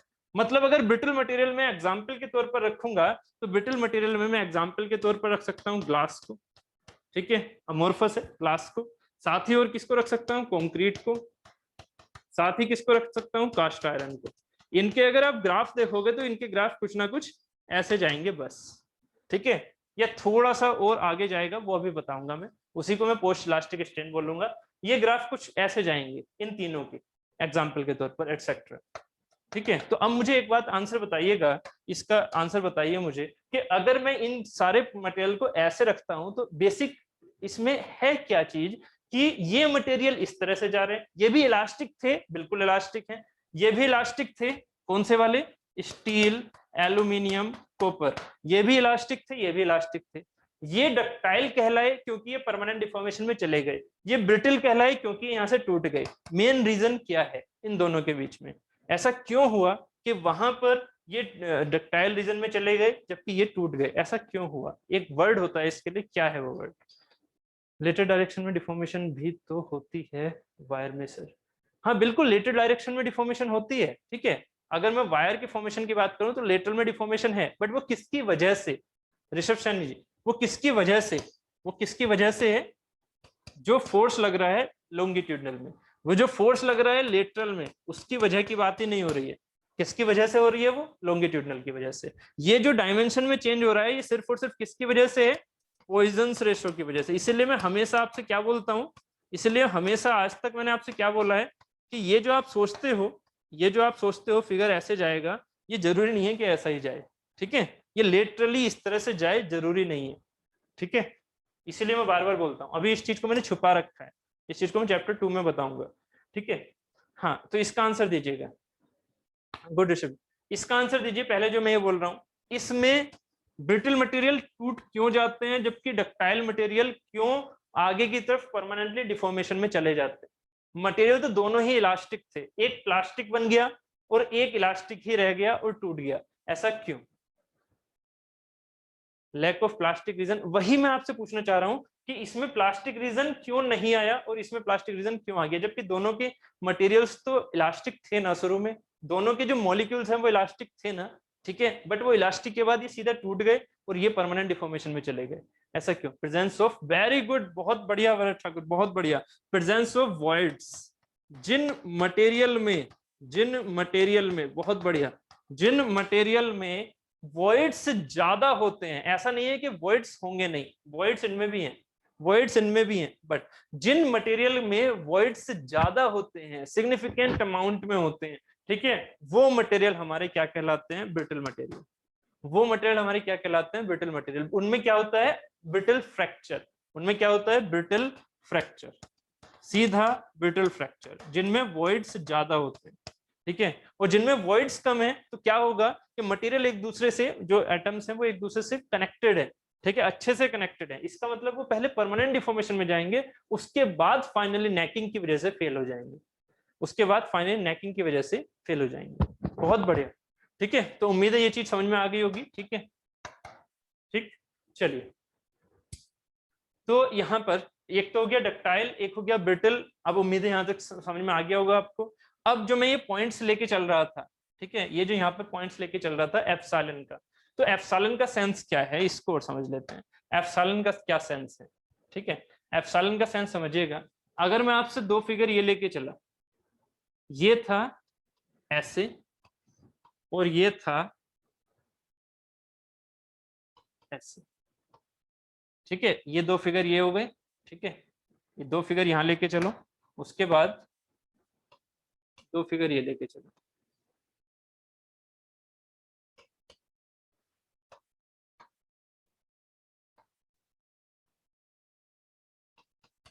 ठीक है, ये दो फिगर ये हो गए। अब बताइएगा मुझे जरा, इसमें ये 1, ये 2, ये 3, ये 4। ठीक, मैं आपसे कहता हूं, मैं एक आइडियल डेफिनेशन लेके चल रहा हूं। Ideal brittle, ideal brittle material, ideal brittle material क्या होंगे? जिनमें post elastic strain, post elastic strain मतलब इलास्टिक पॉइंट से आगे स्ट्रेन क्या होगी? 0। Post elastic strain, post elastic strain.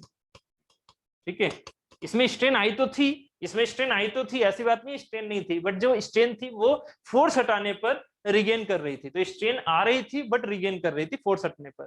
तो इसमें जो पोस्ट इलास्टिक स्ट्रेन है, मतलब स्ट्रेन जो यहां से कैलकुलेट हो रही है, वो स्ट्रेन यहाँ पर 0 है। अगर वो बिल्कुल उसी पॉइंट पर, जिस पॉइंट पर वो इलास्टिसिटी छोड़ता है अपनी, उसी पॉइंट पर वो फ्रैक्चर भी हो जाए, मतलब जो इसमें ई है और जो इसमें यू है, यू मतलब अल्टीमेट पॉइंट जिसे हम फ्रैक्चर पॉइंट बोलते हैं।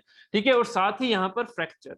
ठीक है, यहाँ अलग चीजें थी, यहाँ पर यू ये था तो एफ ये था, फ्रैक्चर पॉइंट वो था और यू ये था। इसमें देखिएगा, अगर मैं आइडियल ब्रिटल की बात करूं तो ई भी, ई मतलब इलास्टिक पॉइंट, प्रोपोर्शनल लिमिट मतलब ए। याद रखिएगा मैं क्या क्या बोल रहा हूं, इलास्टिक लिमिट, प्रोपोर्शनल लिमिट, ठीक है, अल्टीमेट पॉइंट। अल्टीमेट पॉइंट का मीनिंग क्या हुआ करता था?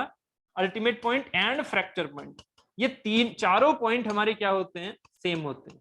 ये चारों पॉइंट हमारे सेम होते हैं अगर मेरा आइडियल ब्रिटल है। एक बात बताइए, अल्टीमेट पॉइंट से मतलब क्या होता है? अल्टीमेट पॉइंट से, अल्टीमेट पॉइंट से मतलब क्या होता है? अल्टीमेट पॉइंट से मतलब क्या होता है? जल्दी से आंसर दो। ना ना ना, गलत गलत। अल्टीमेट पॉइंट से मतलब फ्रैक्चर नहीं होता है, that is the simply fracture point. Very good, बहुत बढ़िया पार्थ, बहुत बढ़िया।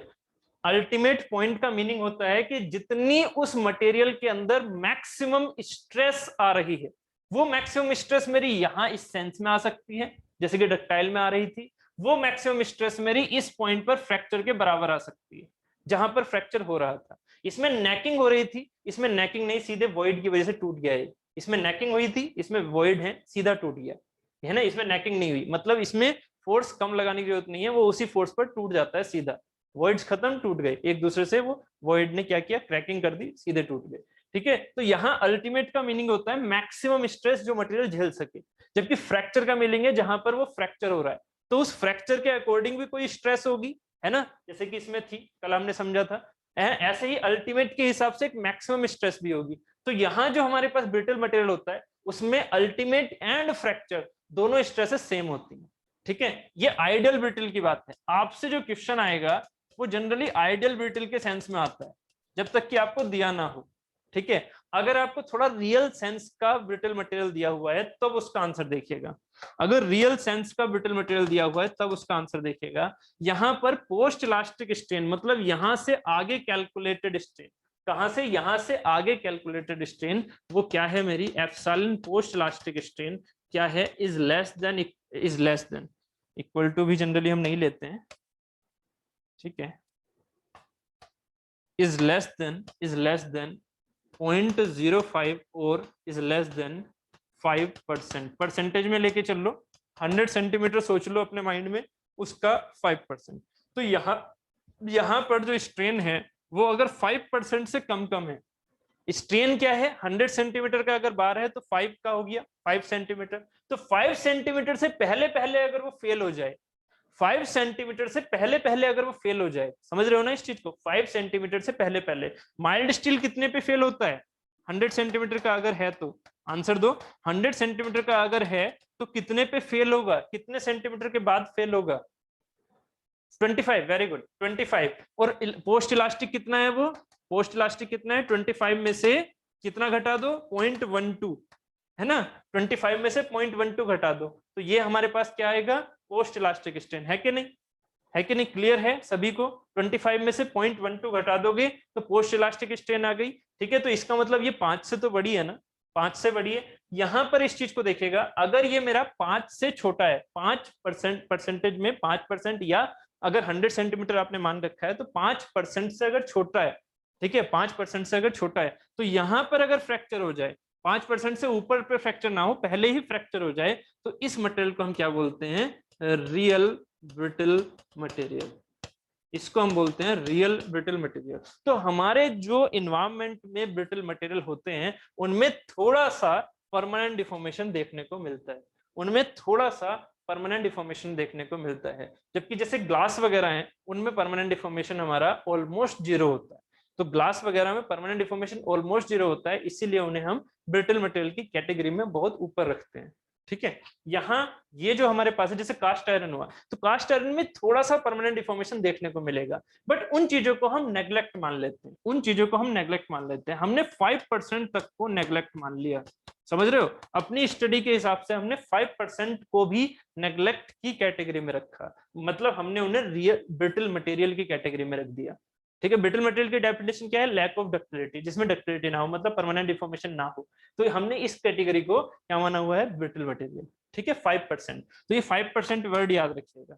ठीक है, उसके बाद अगर मैं यहाँ डक्टिलिटी से आपको इससे थोड़ा सा क्लियर करवाऊं, तो डक्टिलिटी का सेंस और समझिएगा कि जब हमारे पास पोस्ट इलास्टिक स्ट्रेन, इस पॉइंट से आगे की पोस्ट इलास्टिक स्ट्रेन 5% से ज्यादा हो, 5% से ज्यादा हो, या 5% से ज्यादा हो, तो 5% से ज्यादा होने पर ये पॉइंट यहां पर भी मिल सकता है और ये पॉइंट हमारा यहां पर भी मिल सकता है। ये मान लीजिए 5% का जो लाइन थी, 5% की लाइन मान लीजिए ये थी 5% की, तो ये यहाँ पर भी काम कर रही होगी, यहाँ पर भी काम कर रही होगी, और ये यहाँ पर भी काम कर रही होगी। तो ये 5% से कम है, इसका ब्रिटल मटेरियल हो गया। ये 5% से ज्यादा है फ्रैक्चर, तो इसका मतलब ये डक्टाइल हो गया। ये 5% से ज्यादा है, इसका मतलब डक्टाइल हो गया। ये 5% से कम है, इसका मतलब ब्रिटल हो गया। और ये तो आइडियल है क्योंकि एप्सिलॉन 0 है। ठीक है, ये चारों फिगर समझ में आ गए हैं, बात क्लियर हो गई या नहीं, जल्दी से बताइए। Ideal and sorry brittle, ductility, brittleness, ये सारी चीजें क्लियर हो गई या नहीं, समझ में आ रहा है। इसीलिए मैंने स्ट्रेस स्ट्रेन कर्व समझाया आपको पहले, जिससे कि सारी चीजें आपको धीरे धीरे क्लियर हो जाए। बताइए क्लियर हुआ या नहीं?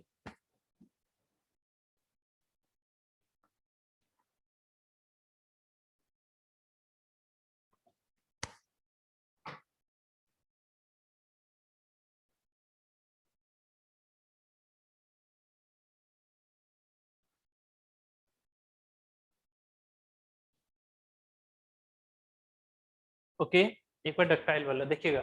डक्टाइल में क्या है, जो डेफिनेशन है वो यही तो है ना, जो रियल डेफिनेशन है, जो रियल डेफिनेशन है वो ये है। इसमें मैं आइडियल डक्टाइल कुछ नहीं बोल रहा, ये सबके सब रियल डक्टाइल है, ठीक है। इसका मतलब ये नहीं हुआ आइडियल डक्टाइल का मतलब क्या हुआ एप्सिलॉन 100%, ऐसा नहीं है, ठीक है। रियल डक्टाइल ही है सब, बस हमारी जो कैलकुलेशन है वो 5% से ऊपर हम मान के चलेंगे। तो 5% से अगर ये पहले पहले ब्रेक हो जाता तो वो मेरा क्या कहलाता, ब्रिटल मटेरियल। 5% से पहले पहले, 5% से ऊपर हो रहा है, चाहे वो इतना हो, चाहे वो इतना हो, चाहे वो यहीं पर ब्रेक क्यों ना हो जाए, बट वो अगर 5% से ऊपर है तो हम उसे क्या बोलेंगे, डक्टाइल मटेरियल। मतलब उसमें परमानेंट डिफॉर्मेशन हमें सिग्निफिकेंट है, दिख रहा है। ये हमारे पास सिग्निफिकेंट नहीं है, जबकि इसमें परमानेंट डिफॉर्मेशन सिग्निफिकेंट है, इस वजह से। हाँ बिल्कुल ऋषभ, हमारा जो कंक्रीट होता है वो ब्रिटल होता है, क्योंकि कंक्रीट की जो स्टडी है, यहाँ तक अब समझ में आ गया, ठीक है। भरत जी बताइए क्लियर हो गया या नहीं? जो कंक्रीट है या फिर जो कास्ट आयरन है, ठीक है, या फिर जो ग्लास है, उनके जो ग्राफ जाते हैं वो ऑलमोस्ट ऐसे जाते हैं, बस ऑलमोस्ट ऐसे जाते हैं, ठीक है। यहाँ ये लीनियर गया और ये ऐसे हो गया, ठीक है। तो जो इलास्टिक मटेरियल है, अभी मैंने क्या माना हुआ है, सारे इलास्टिक मटेरियल मैंने कैसे माने हैं, लीनियर। जरूरी नहीं है कि इलास्टिक मटेरियल लीनियर हो, लीनियर मतलब लाइन को फॉलो करें। इलास्टिक मटेरियल कैसे हो सकते हैं, नॉन लीनियर भी, नॉन लीनियर भी, जैसे कि ऐसे, इस तरह के, स्टार्टिंग से ही नॉन लीनियर, स्टार्टिंग से ही नॉन लीनियर, ठीक है। तो जनरली नॉन लीनियर में हम कौन से वाले मटेरियल को रखते हैं, सॉफ्ट रबर को। नॉन लीनियर में हम कौन से मटेरियल को रखते हैं, सॉफ्ट रबर को, जबकि लीनियर में हमारे जनरल सॉलिड्स आते हैं। सॉलिड्स, मेटल मत सोचा करो, दीज आर द सॉलिड्स, ठीक है। जनरल सॉलिड्स वो लीनियर होते हैं, जबकि नॉन लीनियर में हमारे पास सॉफ्ट रबर का हम एग्जाम्पल रखते हैं, ठीक है। उम्मीद है क्लियर हो गया, ठीक। तो ये सारी चीजें। अब एक नई कहानी और, यील्ड पॉइंट की। अब नई कहानी लेके चलते हैं यील्ड पॉइंट की। अगर मैं बात करूं यील्ड पॉइंट कहां दिखेगा, अगर मैं आइडियल ब्रिटल मटेरियल की बात करूं, आइडियल ब्रिटल मटेरियल, क्या इसमें यील्ड पॉइंट दिखेगा, क्या इसमें यील्ड पॉइंट दिखेगा, यस और नो? क्या इसमें यील्ड पॉइंट दिखेगा, यस और नो? यार सभी बताओ प्लीज, ऐसे ना करो। हाँ वो बहुत बढ़िया। हाँ बिल्कुल, यहाँ पर यील्ड पॉइंट नहीं दिखेगा क्योंकि ये सीधा फ्रैक्चर हो गया। इसमें अल्टीमेट पॉइंट दिखेगा, आंसर दो। यील्ड पॉइंट नहीं दिखा, अल्टीमेट पॉइंट दिखा, अल्टीमेट पॉइंट दिखा, बिल्कुल दिखा। फ्रैक्चर पॉइंट ही हमारा अल्टीमेट पॉइंट है, ठीक है। अगर मैं बात करूं रियल ब्रिटल की, अगर मैं बात करूं रियल ब्रिटल की, अब इसका आंसर बताइएगा। अगर मैं रियल ब्रिटल देखता हूं तो रियल ब्रिटल क्या होगा, पहले लीनियर मान रखा है, उसके बाद ये थोड़ा सा ऐसे जाके यहाँ फ्रैक्चर हो रहा है, 5% से कम है पोस्ट इलास्टिक स्ट्रेन, ठीक है। यहाँ पर ये फ्रैक्चर हो गया। अब मुझे बताइए इसमें यील्ड पॉइंट होगा, पहले मुझे इसका आंसर दो, इसमें यील्ड पॉइंट होगा, कहाँ दिखेगा वो बात आगे करेंगे। इसमें यील्ड पॉइंट होगा, यस और नो? Yes, very good. क्यों होगा, आंसर दे पाएंगे क्यों होगा यील्ड पॉइंट इसमें? क्योंकि यील्डिंग का मीनिंग क्या था, सोचो जरा, यील्डिंग का मीनिंग क्या था। यील्डिंग का मीनिंग आपको मैंने जब स्ट्रेस स्ट्रेन कर्व समझाया तो मैंने अच्छे से समझाया। यील्डिंग का मीनिंग है परमानेंट डिफॉर्मेशन, यील्डिंग का मीनिंग है परमानेंट डिफॉर्मेशन। और इसमें क्या हो चुका है, ये जो आपने पोस्ट इलास्टिक स्ट्रेन की बात की है वो कैसी है, परमानेंट डिफॉर्मेशन। तो अगर परमानेंट डिफॉर्मेशन है तो इसमें यील्डिंग पॉइंट होता है, बट यील्डिंग पॉइंट आइडेंटिफाइबल नहीं होता, ठीक है। आइडेंटिफाई नहीं कर सकते हैं इस चीज को कि ये यहीं पर होगा यील्ड पॉइंट या यहाँ पर होगा, ये आइडेंटिफाई नहीं हो सकता, ठीक है। तो इसमें यील्ड पॉइंट होता है बट आइडेंटिफाई नहीं कर सकते रियल में। तो हमारे लिए जो स्टडी चलती है वो, क्योंकि हमारी आइडियल की स्टडी चलती है, थ्योरेटिकल की स्टडी चलती है, इसीलिए थ्योरेटिकल की स्टडी चलती है, इसीलिए आज से याद रखना, आज से याद रखना कि ब्रिटल मटेरियल के लिए गलती मत करना। ये मैंने इन डेप्थ बात बताई है आपको ये इन डेप्थ बात हो गई, ठीक है, ये रियल में ऐसे होता है। बट जो मैं आपसे बोल रहा हूं वो याद रखना कि थ्योरेटिकल ब्रिटल मटेरियल के लिए सिर्फ और सिर्फ अल्टीमेट पॉइंट को याद रखना, ना कि यील्ड पॉइंट को, ना कि यील्ड पॉइंट को। डिजाइन किसके बेसिस पर होती है? अल्टीमेट के, ना कि यील्ड पॉइंट के, क्योंकि परमानेंट डिफॉर्मेशन इसमें बहुत ही माइन्यूट होता है, बहुत ही कम होता है। तो हम सीधी स्टडी किसके बेसिस पर करते हैं? अल्टीमेट पॉइंट के हिसाब से, ना कि यील्ड पॉइंट के हिसाब से। क्लियर? जबकि यहां तक उम्मीद है समझ में आ गया। जबकि हम डक्टाइल मटेरियल की स्टडी किसके बेसिस पर करेंगे? ये बहुत ही इंपॉर्टेंट पॉइंट बता रहा हूं। डक्टाइल अगर मटेरियल है तो किसके बेसिस पर हम डिजाइन करेंगे? बताइए, डक्टाइल मटेरियल में हम किसके बेसिस पर डिजाइन करेंगे? और ब्रिटल मटेरियल में, ये ग्राफ जरूर बना लीजिएगा, ब्रिटल मटेरियल में हम किसके बेसिस पर डिजाइन करेंगे? कौन सा पॉइंट ऐसा होगा जिसके बेसिस पर डिजाइन होगा? पहली बात, हम पढ़ रहे हैं सोम। सोम कहां तक स्टडी करेगा? इलास्टिक रीजन तक। भाई सोम कहां तक स्टडी करेगा? इलास्टिक रीजन तक, मतलब जहां तक इलास्टिसिटी वैलिड हो, मतलब मटेरियल पर फोर्स लगे और वो वापस आ जाए, ठीक है। अगर ऐसी स्टडी आप ना करते तो जरा सिविल इंजीनियर सोचो कि आप तो ब्रिज ऐसे ही बनाते रहते ना जिनमें परमानेंट डिफॉर्मेशन भी आते रहते। हमें परमानेंट डिफॉर्मेशन नहीं चाहिए होते हैं। ब्रिज में अगर परमानेंट डिफॉर्मेशन आ गया तो वो हमारे लिए वेस्टफुल हो गया है, मतलब वो यूजलेस हो गया है, समझ रहे हो। जबकि अगर मैं बात कर रहा हूं किसी एक मशीन शाफ्ट में, तो मशीन शाफ्ट में जैसे कि कोई शाफ्ट है जो कि मशीन के अंदर घूम रही है, ठीक है, मैकेनिकल के लिए, तो मशीन शाफ्ट में अगर परमानेंट डिफॉर्मेशन आ गया, मशीन शाफ्ट अगर लेंदी हो गई घूमते घूमते, मान लीजिए उस पर इतना लोड लगाया अपने बीच में कि वो लेंदी हो गई और परमानेंटली लेंदी हो गई, फोर्स हटाने के बाद भी उसमें क्या रह जाती है? इस तरह की शेप रह जाती है। तो अब क्या आप इस चीज को घुमाना चाहोगे जो ये पहले से ही ऐसी है विदाउट एनी फोर्स, या परमानेंटली ऐसे हो चुकी है, तो क्या इसे आप घुमाना चाहोगे? आप नहीं, बबलिंग आ जाएगी, ठीक है। तो ये जो चीज है यहाँ पर, इसमें हमें चाहे मैकेनिकल हो चाहे सिविल हो, हमें परमानेंट डिफॉर्मेशन की स्टडी नहीं करनी होती है, परमानेंट डिफॉर्मेशन की स्टडी नहीं करनी होती है सोम के अंदर, ठीक है। तो हमारे लिए जो डिजाइन क्राइटेरिया होगा, अगर डक्टाइल मटेरियल की बात करूं तो माइंड में क्या चल रहा है? डक्टाइल मटेरियल कौन से होंगे? जो कि इलास्टिक लिमिट से आगे भी दिख रहे हो, ठीक है। तो इलास्टिक लिमिट से आगे दिख रहे हैं तो ये डक्टाइल मटेरियल है। और अगर ये डक्टाइल मटेरियल है तो इसमें डिजाइन का जो क्राइटेरिया होगा वो कौन सा होगा? यील्ड स्ट्रेंथ या अल्टीमेट स्ट्रेंथ? यील्डिंग पॉइंट या अल्टीमेट पॉइंट? बताओ, अल्टीमेट होगा या यील्डिंग होगा? ठीक है, जल्दी से बताओ इसका आंसर। यील्डिंग होगा या अल्टीमेट होगा? यील्डिंग पॉइंट होगा या अल्टीमेट पॉइंट होगा? यील्ड स्ट्रेस, ठीक है, समझ में आ रहा है यील्ड स्ट्रेस क्यों? क्योंकि इसमें परमानेंट डिफॉर्मेशन, जो भी डक्टाइल मटेरियल है वो परमानेंट डिफॉर्मेशन में चले जाएगा और उसका हमारे लिए वो वेस्टफुल हो जाएगा, वो बिल्कुल भी हमारे लिए यूजफुल नहीं रहेगा, ठीक है, वो बेकार हो जाएगा एकदम, ठीक, अगर वो परमानेंट डिफॉर्मेशन में जा रहा है, ठीक है। परमानेंट डिफॉर्मेशन जहां चाहिए, परमानेंट डिफॉर्मेशन जिस पर्टिकुलर चीजों के लिए चाहिए वहां पर परमानेंट डिफॉर्मेशन होना चाहिए, तब हम स्टडी वहां पर यील्डिंग की नहीं करेंगे, अल्टीमेट की करेंगे। जैसे कि होते हैं हमारे हैमरिंग प्रोसेस, रोलिंग प्रोसेस, हमें वायर बनाना है, तो वो जो सारी चीजें हैं वो है हमारी अल्टीमेट के हिसाब से। अब वायर तो आप बना नहीं रहे ना सोम में तो डिजाइन कर रहे हो एक पर्टिकुलर बीम, एक पर्टिकुलर शाफ्ट, इनको डिजाइन कर रहे हो, कोई वायर तो नहीं बना रहे ना, खींचना ही तो नहीं है ना बस उसे।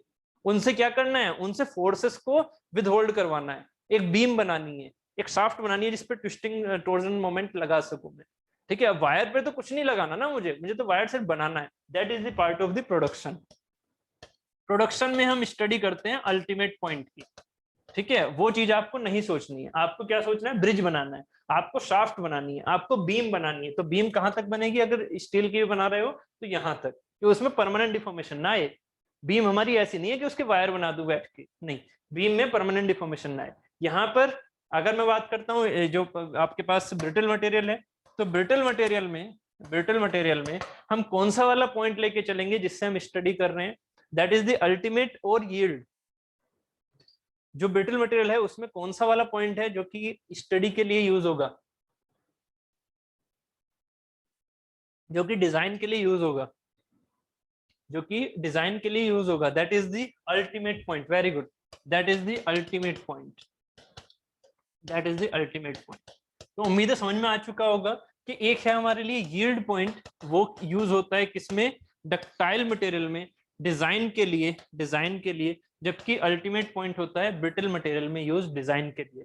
तो इस पॉइंट को जरूर लिख लीजिए, इस पॉइंट को लिख लीजिए, ठीक है, कि in ductile material we use yielding stress या फिर यील्डिंग स्ट्रेंथ या फिर yield point as the design stress और पॉइंट और design point while in brittle material we use ultimate stress or strength or point, ठीक है, as the design stress और design, ठीक है, और डिजाइन पॉइंट। ये इंपॉर्टेंट पॉइंट है जो कि आपको हमेशा याद रखना है पूरी सोम में, ठीक है। ब्रिटल में कंफ्यूज नहीं होना और डक्टाइल में कंफ्यूज नहीं होना। उम्मीद है यहाँ तक ये समझ में आ गया होगा, ठीक है। हाँ, हम बातें अब कर रहे थे, अब उम्मीद है ये चीज समझ में आ गई होंगी आपको। These material have the post elastic strain, जो ये आपके पास डक्टाइल मटेरियल होता है वो कितनी रखता है, एप्सिलॉन ग्रेटर देन 5%, है ना। तो स्ट्रेन एट फेलियर क्या होगी, ग्रेटर देन 5%, है ना। फेलियर में क्या होगी, ग्रेटर देन 5%, कितनी भी हो सकती है, वो डिपेंड करेगा मटेरियल कहां पर फेल हो रहा है, बट 5% से ज्यादा होगी। Ductile material typically have a well defined yield point and corresponding stress is yield stress. अभी समझाया मैंने आपको, ठीक है। अगर वेल डिफाइंड नहीं होता है तो हम क्या यूज करते हैं, इफ नोट, ये भी चीज लिख लीजिएगा, if not well defined then we use offset method. Offset method में कल बताऊंगा आपको ऑफसेट मेथड क्या होता है, ठीक है। तो then we use offset method, ठीक है। अगर टेस्ट से सीधा यील्ड पॉइंट हमें नहीं दिख रहा है तो हम ऑफसेट मेथड यूज कर सकते हैं। आगे, for a typical ductile material the yield strength has approximately same value for the tension and compression compressive loading, ठीक है। अभी इसके बारे में समझाऊंगा। A single tension test can be used for the sigma y and sigma ultimate, ठीक है। Mild steel, ये हमारे एग्जांपल्स हो गए, ठीक। अब इस चीज को और समझाना है मुझे, कंप्रेशन वाले और टेंशन वाले सेंस को, अभी उसके बारे में बात करूंगा एक फिगर के हिसाब से, ठीक है। उससे पहले ब्रिटल मटेरियल के बारे में और पढ़ लेते हैं। For this ultimate and fracture points are same, बात ठीक है, मैंने समझा दिया। After proportional limit very small strain is seen, मतलब कितनी, 0.05 या 5% से कम, ठीक है। Brittle material don't exhibit yield point, मैंने अभी समझाया, in ideal case, and don't exhibit identifiable yield point in real case, समझा दिया था ये, ठीक है। The value of the largest stress in tension and compression defines the ultimate stress, ठीक है। तो इसमें अल्टीमेट स्ट्रेस ही तो है वो, ठीक है, जो लार्जेस्ट स्ट्रेस है, क्योंकि यील्डिंग स्ट्रेस की हम बात इसमें कर नहीं रहे होते हैं। The compressive strength of brittle material typically higher, ये चीज अभी मुझे समझानी है, ठीक है। ये टेंशन टेस्ट और कंप्रेशन टेस्ट को बताना है, ठीक है। तो अब इसमें एक फिगर और हम यूज कर लेते हैं यहाँ पर, ठीक है। यहाँ अब जरा समझिएगा इस चीज को, मैंने जो लास्ट के दो टर्मिनोलॉजी आपको नहीं बताई वो अब मैं यहाँ पर समझा देता हूँ, देखिएगा। सिर्फ और सिर्फ टेंशन टेस्ट को ही तो हमने यहाँ दिखाया था ना, ऐसे समझिएगा इस चीज को। ये क्या था मेरा, ये था मेरा टेंशन टेस्ट। फर्स्ट क्वाड्रेंट में मेरा क्या था, टेंशन टेस्ट था, ठीक है। अगर मैं इसको कंप्रेशन टेस्ट करूं, कंप्रेशन टेस्ट, तो कंप्रेशन टेस्ट कहां जाएगा, थर्ड क्वाड्रेंट में। कंप्रेशन टेस्ट कहां जाएगा, थर्ड क्वाड्रेंट में, मतलब ये चीज ऐसे जाएगी, और उसके बाद ये कंप्रेस हो रहा है तो ये चीज कुछ ऐसे जाती है, ठीक है। इसमें नेकिंग नहीं होगी, फाइनली, ठीक है। इसमें नेकिंग नहीं होगी, ये चीज यहीं पर क्या हो जाएगी, फ्रैक्चर हो जाएगी यहीं पर, इस पॉइंट के हिसाब से, ये चीज इस पॉइंट के हिसाब से क्या हो जाएगी, फ्रैक्चर, ऐसे, ये यहीं पर, ठीक है, ये यहाँ पर फ्रैक्चर हो जाएगी। चाहे ये डक्टाइल मटेरियल है, ये डक्टाइल है ना, तो डक्टाइल ही ये ग्राफ है, डक्टाइल मटेरियल का ये ग्राफ है। डक्टाइल मटेरियल अगर आप कंप्रेशन में देखोगे तो कुछ ऐसे जा रहा होगा, ऐसे, डक्टाइल मटेरियल कंप्रेशन में देखोगे तो कुछ ऐसे जा रहा है, ठीक है, ये और ऐसे जा रहा है, ठीक है। तो ये इलास्टिक लिमिट तक भी होगा, तो ये मेरी इलास्टिक लिमिट है, मतलब आप फोर्स लगा रहे हो, हटा रहे हो, वापस जा रहा है, फोर्स लगा रहे हो, हटा रहे हो, वापस जा रहा है। बट एक पॉइंट ऐसा आएगा जब आप फोर्स लगाओगे तो ये वापस नहीं जाएगा, ये परमानेंट डिफॉर्मेशन में रह जाएगा। तो ये जो है ये हमारा आगे क्या है, इससे परमानेंट डिफॉर्मेशन। बट इसमें क्या नेकिंग होगी? नहीं, इसमें नेकिंग नहीं होती। तो नेकिंग वाला रीजन इस तरह से नहीं आता यहाँ पर, ठीक है। तो यहाँ पर जो फ्रैक्चर होता है वो इसी के हिसाब से हो जाता है, अल्टीमेट के हिसाब से। तो मेरा अल्टीमेट यहाँ पर हो गया, और ये क्या है मेरी यील्ड स्ट्रेंथ है ना, और ये हो गई मेरी अल्टीमेट स्ट्रेंथ। और क्या देखने को मिलता है, जैसे मैं माइल्ड स्टील की बात करूं, तो माइल्ड स्टील के टेस्ट में जब हमने दोनों टेस्ट किए, टेंशन टेस्ट भी किया और कंप्रेशन टेस्ट भी किया, तो क्या देखने को मिला? देखने को ये मिला कि यहाँ पर सिग्मा वाई का मतलब क्या हुआ, ये बहुत बार यूज होगी आगे, ठीक है। सिग्मा वाई टी मतलब yielding stress in, yielding strength बोल देते हैं बेसिकली, स्ट्रेंथ समझाऊंगा आगे। Yielding stress at tension test, in tension test, और sigma Y C yielding stress in compression test. ये टेंशन है और ये कंप्रेशन है। ऐसे ही अगर मैं सिग्मा यूटी बोलूं तो ultimate stress, this is the ultimate stress in tension test, and sigma U C मतलब ultimate in compression, ultimate in compression, ठीक है। तो ये कुछ पॉइंट्स होते हैं।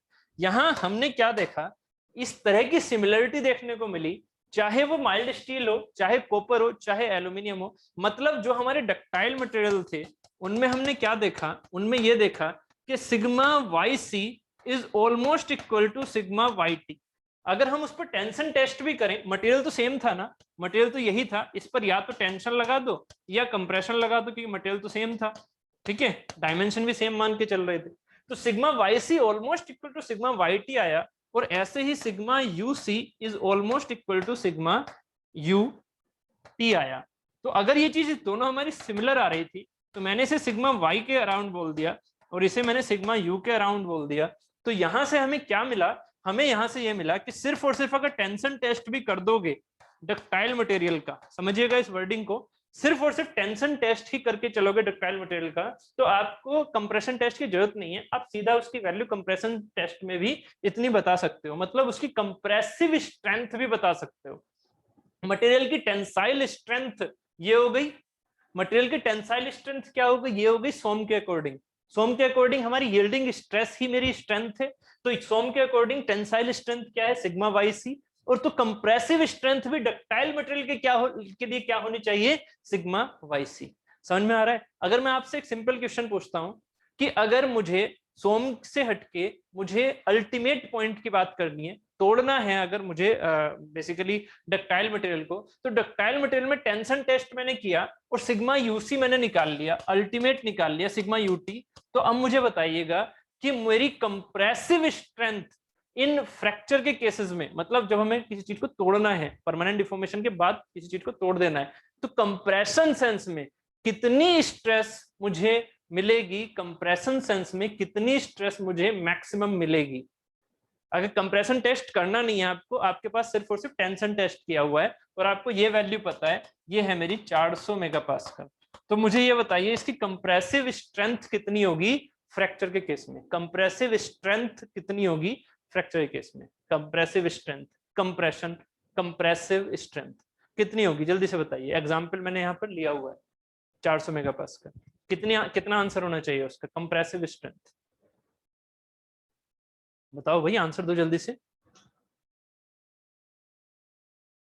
आंसर दो। कंप्रेसिव स्ट्रेंथ क्या होनी चाहिए, कंप्रेसिव स्ट्रेंथ, कंप्रेसिव स्ट्रेंथ, अरे सिंपल सी बात है, compressive strength will also be equal to 400, compressive strength will also be equal to 400 megapascal, है ना। अगर मेरी अल्टीमेट स्ट्रेंथ यहाँ पर 400 आई थी तो ये भी तो हमारी 400 का राउंड ही होगी ना, क्योंकि मैंने आपको ये चीज समझाई कि टेंशन टेस्ट के हिसाब से ये चीजें हमारी चल रही हैं, चाहे वो टेंशन है, बिल्कुल अप्रोक्स सेम 400 है ना, बहुत बढ़िया, ठीक है। तो चाहे हमारे पास ये वाला टेस्ट हो, चाहे टी की बात करें चाहे कंप्रेशन की बात करें, दोनों हमारी ऑलमोस्ट सिमिलर होती है। जबकि अगर मैं ब्रिटल मटेरियल की बात करूं, ये तो हो गया डक्टाइल का सेंस, अगर मैं ब्रिटल मटेरियल की बात करूं तो ब्रिटल मटेरियल में चीजें हमारी चेंज रहती है, ब्रिटल मटेरियल में चीजें हमारी चेंज रहती हैं, जैसे कि जैसे कि अगर मैं ग्राफ की ही बात कर लूं, तो अगर मैं यहाँ पर कंक्रीट का ग्राफ दिखाऊं तो कंक्रीट का ग्राफ ऐसा होता है,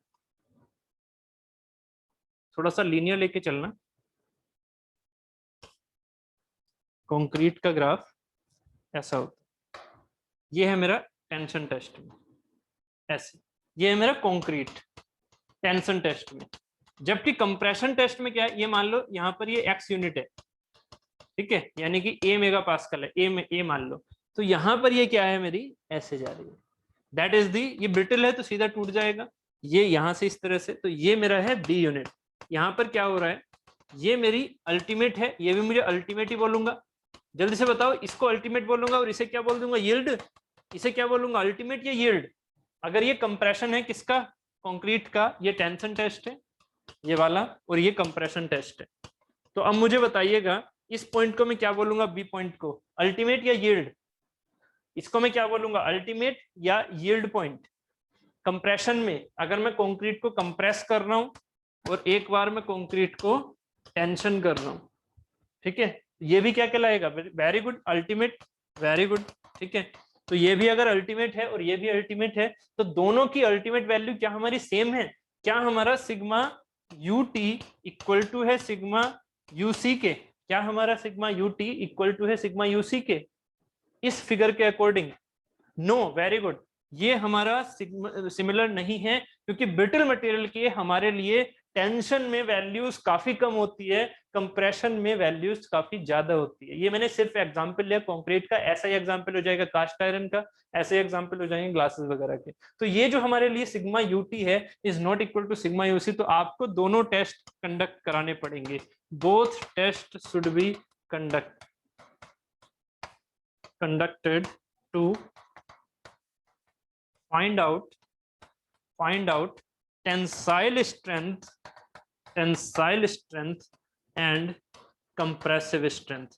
तो आपने सुना जरूर होगा as a civil student compressive strength, आपने एज अ सिविल स्टूडेंट सुना जरूर होगा कि कंप्रेसिव स्ट्रेंथ देखी जाती है कंक्रीट की, कंप्रेसिव स्ट्रेंथ देखी जाती है कास्ट आयरन की, मैकेनिकल वालों ने सुन रखा है। तो कंप्रेसिव स्ट्रेंथ इंपॉर्टेंट होती है क्योंकि इसमें कंप्रेशन में हमारा ज्यादा स्ट्रेंथफुल होता है, जबकि टेंसाइल स्ट्रेंथ हम ब्रिटल की नहीं देखते क्योंकि जरूरत नहीं होती है, ठीक है, बस सिर्फ और सिर्फ किसके सेंस में देखते हैं कि भाई कहीं टूट ना जाए टेंशन में, ठीक है, बस उस सेंस में हमें देखना जरूरी होता है कि क्रिटिकल हमारे लिए ये हो जाता है फिर टेंशन में, क्योंकि अगर टेंशन उस पर लग गई तो वो जल्दी से टूट सकता है, ठीक है। तो ये सेंस हो गया हमारा इन चीजों का। तो उम्मीद है यहां तक हमने ब्रिटल मटेरियल, डक्टाइल मटेरियल, ठीक है, इलास्टिसिटी, प्लास्टिसिटी सब कंप्लीट कर ली है। The value of the largest यहां तक की बात हो गई थी। ये देखिएगा, the compressive strength of a brittle material is typically higher than its tensile strength. Two material test, tensile and compressive, are required to characterize the material behavior of a brittle material। Sigma UT and sigma UC अलग अलग से निकालना पड़ेगा, तो दोनों को अलग अलग टेस्ट भी करना पड़ेगा, ठीक है, उस मटेरियल के दोनों टेस्ट करने पड़ेंगे। अब हम चलते हैं आगे, मैलिएबिलिटी, मैलिएबिलिटी एंड हार्डनेस, ठीक है, समझ में आ रहा है, मैलिएबिलिटी एंड हार्डनेस। अब मुझे ये बताइए, elasticity, plasticity, ductility and brittleness में कोई डाउट, इन चारों में कोई डाउट है? उसके बाद हम मैलिएबिलिटी की तरफ चलते हैं। चारों में कोई भी डाउट है तो बताइएगा। अगर मैं मैलिएबिलिटी की बात करूं तो जैसे अभी आपने एक ग्राफ देखा था, ये जैसे अभी आपने एक ग्राफ देखा था इसका डक्टाइल मटेरियल का, मैलिएबिलिटी में अभी समझा रहा हूं। मैंने आपसे कहा ना हर चीज हम इन ग्राफ पर दिखा सकते हैं, ऑलमोस्ट ज्यादातर चीजें हम इन ग्राफ पर दिखा सकते हैं, ठीक है। देखिएगा, अगर मैं मैलिएबिलिटी कहता हूं तो मैलिएबिलिटी क्या है, मैलिएबिलिटी जैसे डक्टिलिटी हुआ करती है, कि विदाउट पैरामीटर्स आप डक्टिलिटी को डिफाइन नहीं कर सकते। कौन से पैरामीटर है वो? सबसे पहला है टेंशन टेस्ट, यानी कि टेंशन फोर्स लगानी है, टेंसाइल फोर्स लगानी है, सबसे पहले है टेंसाइल फोर्स लगानी है ये चीज। लॉन्गिट्यूडनल डायरेक्शन में परमानेंट डिफॉर्मेशन चेक करना है, लॉन्गिट्यूडनल डायरेक्शन में परमानेंट डिफॉर्मेशन चेक करना है। अगर ये दोनों चीजें उसमें हैं, ठीक है, तब हमारा मटेरियल डक्टाइल कहलाता है। ऐसे ही मैलिएबिलिटी के लिए पैरामीटर्स होते हैं, क्या? मैलिएबिलिटी के लिए पैरामीटर्स होते हैं कंप्रेशन फोर्स या कंप्रेसिव फोर्स लगानी है, ठीक है, और हमारा जो ये परमानेंट डिफॉर्मेशन जाना चाहिए, परमानेंट डिफॉर्मेशन जाना चाहिए। तो अगर मेरा मटेरियल इन दो चीजों को सेटिस्फाई कर रहा है तो वो मटेरियल मेरा मैलिएबल कहलाएगा। जरूरी नहीं है, ध्यान से समझिएगा, प्लास्टिसिटी का मतलब होता है, इस चीज को बड़े ही ध्यान से समझना, प्लास्टिसिटी का मतलब हो गया परमानेंट डिफॉर्मेशन आ जाना, मतलब अपने आप को रिगेन ना करना, रिगेन ना करना, परमानेंट डिफॉर्मेशन आ जाना, that is the plasticity. But plasticity अगर मटेरियल के अंदर है, मतलब वो अपने आप को परमानेंट डिफॉर्मेशन में लेके जा रही है, तो वो जरूरी नहीं है कि मटेरियल मेरा डक्टाइल हो, जरूरी नहीं है। हो सकता है मटेरियल मेरा डक्टाइल ना हो के मटेरियल मेरा मैलिएबल हो। मैलिएबल का मतलब क्या हुआ कि जो मटेरियल मेरा शीट फॉर्मेशन कर सके, शीट फॉर्मेशन, ठीक है, और जो मटेरियल मेरा वायर फॉर्मेशन करेगा that is the ductile wire formation. Generally देखा गया है, जनरली देखा गया है कि मैलिएबल एंड डक्टाइल बोथ होते हैं मटेरियल। सॉलिड, जनरल सॉलिड्स मेरे डक्टाइल एंड मैलिएबल बोथ होते हैं अगर वो परमानेंट डिफॉर्मेशन में जाते हैं, ठीक है। अगर वो प्लास्टिसिटी रखते हैं, प्लास्टिक मटेरियल है, तो प्लास्टिक मटेरियल मेरे डक्टाइल एंड मैलिएबल बोथ होते हैं जनरली, ठीक है। ऐसे बहुत कम एग्जांपल्स हैं जो सिर्फ और सिर्फ मैलिएबल है या फिर सिर्फ और सिर्फ डक्टाइल है। जनरली वो चीजें आपसे सिलेबस में पूछी नहीं जाएंगी। आपसे क्या है, जनरल एक डेफिनेशन बेसिस पर मैलिएबिलिटी क्या है, शीट फॉर्मेशन, जबकि डक्टिलिटी क्या है, वायर फॉर्मेशन। अब मैलिएबिलिटी का एक छोटा सा एग्जांपल और लेके चल लेता हूं मैं यहाँ पर, कि आपने एक बॉडी है, इस बॉडी को 3D में एक बार बना लेते हैं, इस पर कंप्रेसिव फोर्स लगा रहे हो दोनों तरफ से, ठीक है, इस पर आपने कंप्रेसिव फोर्स दोनों तरफ से लगाई, तो ये किस फॉर्मेशन में जा रही है, ये कुछ ऐसे जा रही है, ये कुछ ऐसे डिफॉर्म हो गई, ठीक है। तो ये जो चीज बन के आ रही है that is the sheet formation, that is the sheet formation. और शीट फॉर्मेशन कब का, जब ये परमानेंट डिफॉर्मेशन में पहुंच जाए।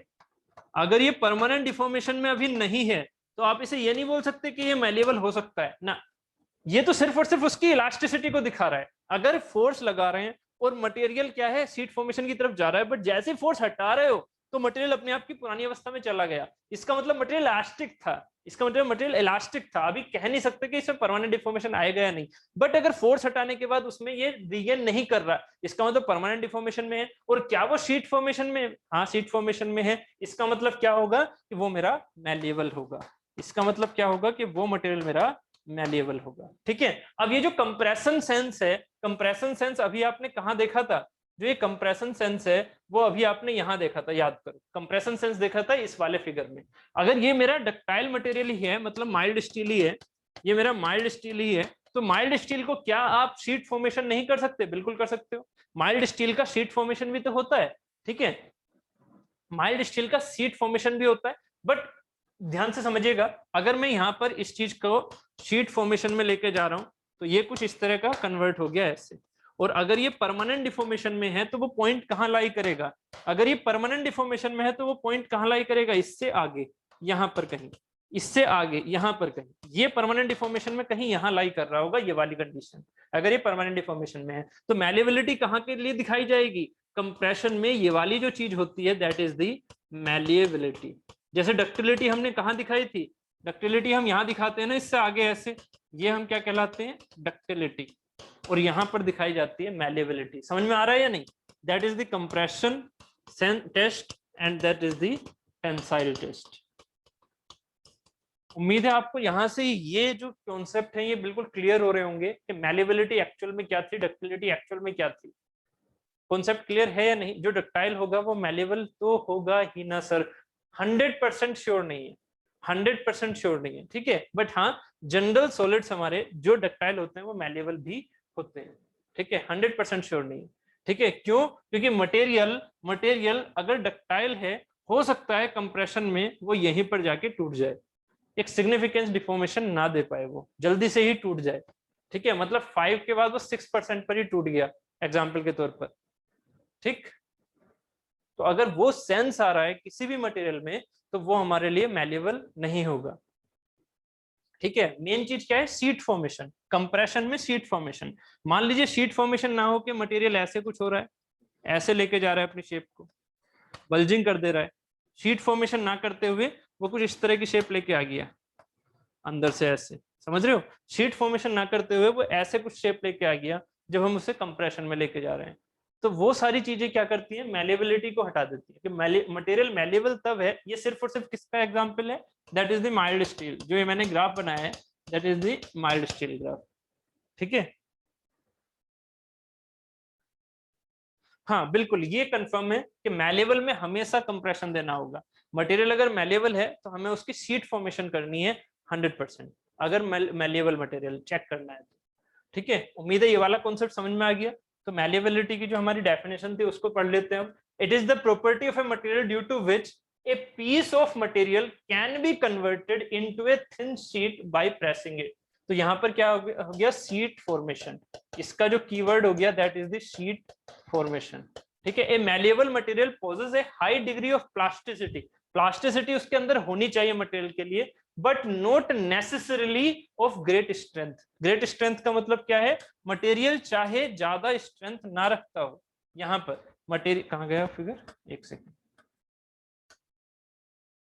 मटेरियल चाहे ज्यादा स्ट्रेंथ ना रखता हो बट उसमें क्या होनी चाहिए, प्लास्टिसिटी अच्छी होनी चाहिए।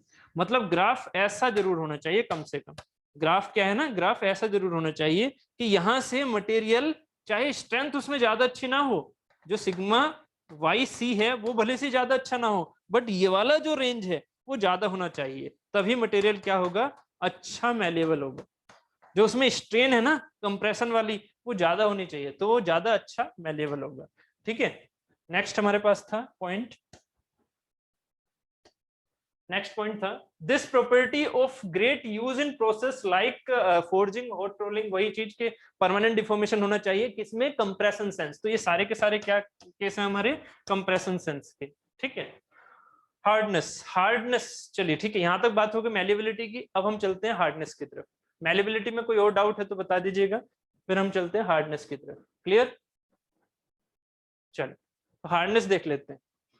हार्डनेस बेसिकली क्या है, ठीक, हार्डनेस में क्या होता है, hardness basically this is the simply surface property. Material hard होगा, ठीक है, मटेरियल हार्ड होगा तो वो कहां से होगा, अपने सरफेस से, ठीक है। मटेरियल टफ होगा तो कहां से होगा, मटेरियल के अंदर से। दो चीजों में डिफरेंस है, एक है हार्ड, हार्ड का मतलब होता है सरफेस, सरफेस कितनी हार्ड है, ठीक है। अंदर से कितना हार्ड है ये कोई वर्ड नहीं होता, गलत है ये वर्ड। अगर हम कहते हैं कि हम बहुत ज्यादा हार्ड है अंदर से, तो वो गलत वर्ड है, ठीक है। हम अंदर से क्या होते हैं, टफ। टफनेस जो देखी जाती है वो देखी जाती है इंटरनल, ठीक है, टफनेस देखी जाती है इंटरनल। अब मुझे एक आंसर दीजिएगा, अगर मैं हार्डनेस सरफेस पे लेके चल रहा हूं तो मैं क्या हार्डनेस को स्ट्रेस स्ट्रेन कर्व पर दिखा सकता हूं, बताइए, आंसर दीजिए। क्या मैं हार्डनेस को स्ट्रेस स्ट्रेन कर्व पर दिखा सकता हूं, हार्डनेस को, जैसे अभी तक मैंने मैलिएबिलिटी को, इलास्टिसिटी को, डक्टिलिटी को, प्लास्टिसिटी को, सबको दिखा दिया। हार्डनेस को क्या दिखा सकता हूं मैं स्ट्रेस स्ट्रेन कर्व पर, नो। क्यों, क्योंकि hardness is a surface property, जबकि stress strain curve is the internal property. ये क्या है सब, ये इंटरनल पैरामीटर्स हैं, ये मेरे क्या है, इंटरनल पैरामीटर्स, ठीक है। ये जो स्ट्रेस था वो इंटरनल रेजिस्टिंग फोर्स से ही तो आया था, इंटरनल पैरामीटर्स। तो यहाँ टफनेस को क्या मैं इस पर स्ट्रेस स्ट्रेन कर्व पर दिखा सकता हूँ, बिल्कुल टफनेस को दिखा सकता हूँ। क्यों, क्योंकि टफनेस में होता है इंटरनल पैरामीटर्स, वो इंटरनल पैरामीटर्स ही हमारी स्ट्रेस स्ट्रेन कर्व पर होते हैं। क्लियर है, तो अभी हमें हार्डनेस समझना है। तो हार्डनेस में स्ट्रेस स्ट्रेन कर्व पर नहीं दिखा पाऊंगा, पहली चीज बता दी। तो हार्डनेस क्या है, hardness is surface property. Surface property कैसे, मान लीजिए आपके पास एक मटेरियल ये है और इस मटेरियल पर आपने स्क्रैचेस किया, ठीक है, स्क्रैच किया आपने किसी एक नेल वगैरह से या फिर चाकू वगैरह से, नाइफ से स्क्रैच किया। तो जो हमारे पास मॉलिक्यूल्स हैं यहाँ सरफेस के, मॉलिक्यूल्स की जो एक तरह से ग्रेन्स की जो बाइंडिंग है, जो सरफेस के जो ग्रेन्स हैं उनकी जो बाइंडिंग है वो कितनी अच्छी है। अगर उनकी ग्रेन की जो बाइंडिंग है वो अगर अच्छी है तो इसका मतलब हार्डनेस हमारी क्या है, मटेरियल की सही है, अच्छी है। अगर वो ग्रेन बाउंड्रीज जो है वो वीक है सरफेस पर, इसका मतलब क्या होगा कि उस पे हार्डनेस क्या है, कम है। जैसे कि छोटा सा एग्जांपल लेके चलें कि एक मेरे पास मड बॉक्स है, एक मेरे पास मड ब्लॉक है, ठीक है, जो कि एकदम ड्राई नहीं है, एक मड ब्लॉक है, ठीक है, मिट्टी है उसमें पानी मिला लो, मड ब्लॉक है, ठीक है। और एक है मेरे पास टाइल, एक है मेरे पास टाइल, ठीक है, जो टाइल ये नीचे लगी हुई है आपके घर में। ठीक है, तो अब जरा टाइल के ऊपर क्या करो, टाइल के ऊपर स्क्रैच करो। क्या स्क्रैच कर पाओगे? क्या स्क्रैच इसके ऊपर कर पाओगे? नहीं ना। जबकि मड ब्लॉक के ऊपर आप चाहे नेल से ही स्क्रैच कर दो, चाहे सिंपल एक नेल से ही स्क्रैच कर दो, स्क्रैच तुरंत आ जाएगा। और जब इसके ऊपर स्क्रैच आएगा तो आप ये साफ बोल सकते हो कि इसकी हार्डनेस क्या है? कम। इसकी हार्डनेस क्या है? कम। जबकि इसकी हार्डनेस क्या है? ज्यादा। अगर टाइल को देखोगे तो टाइल की हार्डनेस क्या हो गई? ज्यादा। तो सिर्फ और सिर्फ क्या है? एक सरफेस प्रॉपर्टी है। हार्डनेस क्या है? एक सरफेस प्रॉपर्टी है। इस सरफेस प्रॉपर्टी को चेक करने के लिए हम कुछ टेस्ट करते हैं, that is called as the hardness test. तो हार्डनेस टेस्ट में एक इंपॉर्टेंट टेस्ट होता है जिसके बारे में थोड़ा सा मुझे आपको बताना है, Brinell hardness test. Brinell hardness test क्या है? आपके पास एक टेस्टिंग मशीन है, यहाँ पर ये आपके पास एक टेस्टिंग मशीन है ऐसे। ठीक है, इस टेस्टिंग मशीन में आपने यहाँ पर एक स्पेसिमेन रखा हुआ है और यहाँ से आप एक इंडेंटर लेके आ रहे हैं, मतलब इसे आप नीचे करते हैं और इस जो स्पेसिमेन है उसके ऊपर दबाव डालते हैं। तो ये जो चीज है दबाव इन द सेंस उसके ऊपर स्क्रैच डालते हैं, इंडेंटेशन डालते हैं। इंडेंटेशन क्या होता है? इंडेंटेशन बेसिकली होता है किसी चीज पर एकदम एक मार्क दे देना। ठीक है, तो ये मार्क देने वाली बात है, इसी चीज को हम यहाँ पर देख रहे हैं। तो ये हमारे पास स्पेसिमेन है ऐसे। ठीक है, इस स्पेसिमेन को ऐसा मान के चलो कि ये मड ब्लॉक है, ये मड ब्लॉक है जैसे ये था। ठीक है, उस पर एक छोटा सा स्फेरिकल बॉल जिसे आप गोली बोलते थे, ठीक है, बचपन में खेले होंगे कंचे आपने, तो वो जो एक पर्टिकुलर स्फेरिकल बॉल है वो इसके ऊपर ऐसे जाके इम्पैक्ट के साथ में ये करो। तो यहाँ पर क्या होगा? यहाँ पर एक शेप आ जाएगी। एक मड ब्लॉक माइंड में चल रहा है, उस पर एक कंचा देके मारो तो आपको क्या दिखेगा? यहाँ पर कि आपको वहां पर एक शेप दिखेगी बिल्कुल उसी स्फेरिकल बॉल की तरह। तो इस स्फेरिकल बॉल के बेसिस पर जो ये शेप दिखी, ये कुछ ऐसी दिखेगी आपको। ठीक है, ये कुछ ऐसी दिखेगी, इस पर एक शेप दिखेगी आपको। उसी शेप के बेसिस पर यहां हम क्या करते हैं, मान लीजिए अगर ये माइल्ड स्टील है ना, ये तो हो गया आपके माइंड में। ठीक है, अगर ये माइल्ड स्टील है तो इस माइल्ड स्टील के ब्लॉक पर, इस माइल्ड स्टील के ब्लॉक पर आप कैसा इंडेंटर, इसे बोलते हैं इंडेंटर। ठीक है, जो कि इस यहां पर इस बार में लगा हुआ है, ये जो इंडेंटर है ये जो लगा हुआ है that is the spherical hard steel ball. This is the spherical hard steel spherical ball. ये क्वेश्चन आ जाता है कभी कभी। Hard steel spherical ball is used as the indenter in the Brinell hardness test. In the Brinell hardness test, hard steel spherical ball is used as the indenter.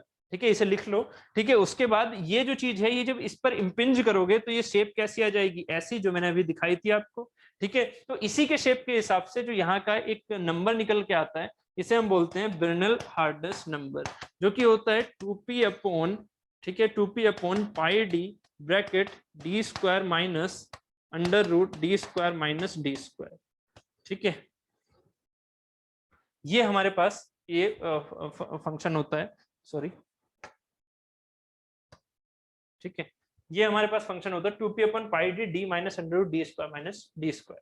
ठीक है, तो ये जो BHN है ब्रिनल हार्डनेस नंबर, उस Brinell hardness number के basis पर हम ये बता सकते हैं कौन सी चीज ज्यादा हार्ड है। मान लीजिए किसी का नंबर 500 है, किसी का नंबर 300 है, तो जिसका 500 है BHN वो ज्यादा हार्ड है, जिसका BHN 300 है वो कम हार्ड है। ठीक है, तो ये हमारे पास एक टेस्ट होता है, ये कभी कभी आपसे पूछ लिया जाता है, इसका इंडेंटर का टाइप। तो इंडेंटर का किस तरह का टाइप होता है? हार्ड स्टील स्फेरिकल बॉल होती है ये, अगर माइल्ड स्टील का हमारे पास स्पेसिमेन है तो। ठीक है, तो उस स्पेसिमेन पर BHN की वैल्यू ये होती है बस। ठीक है, डी और डी क्या है? पी हमारे पास फोर्स है जो हम इस पर लगा रहे हैं, जो पी फोर्स है जो हम इस पर लगा रहे हैं, ये हमारे पास फोर्स।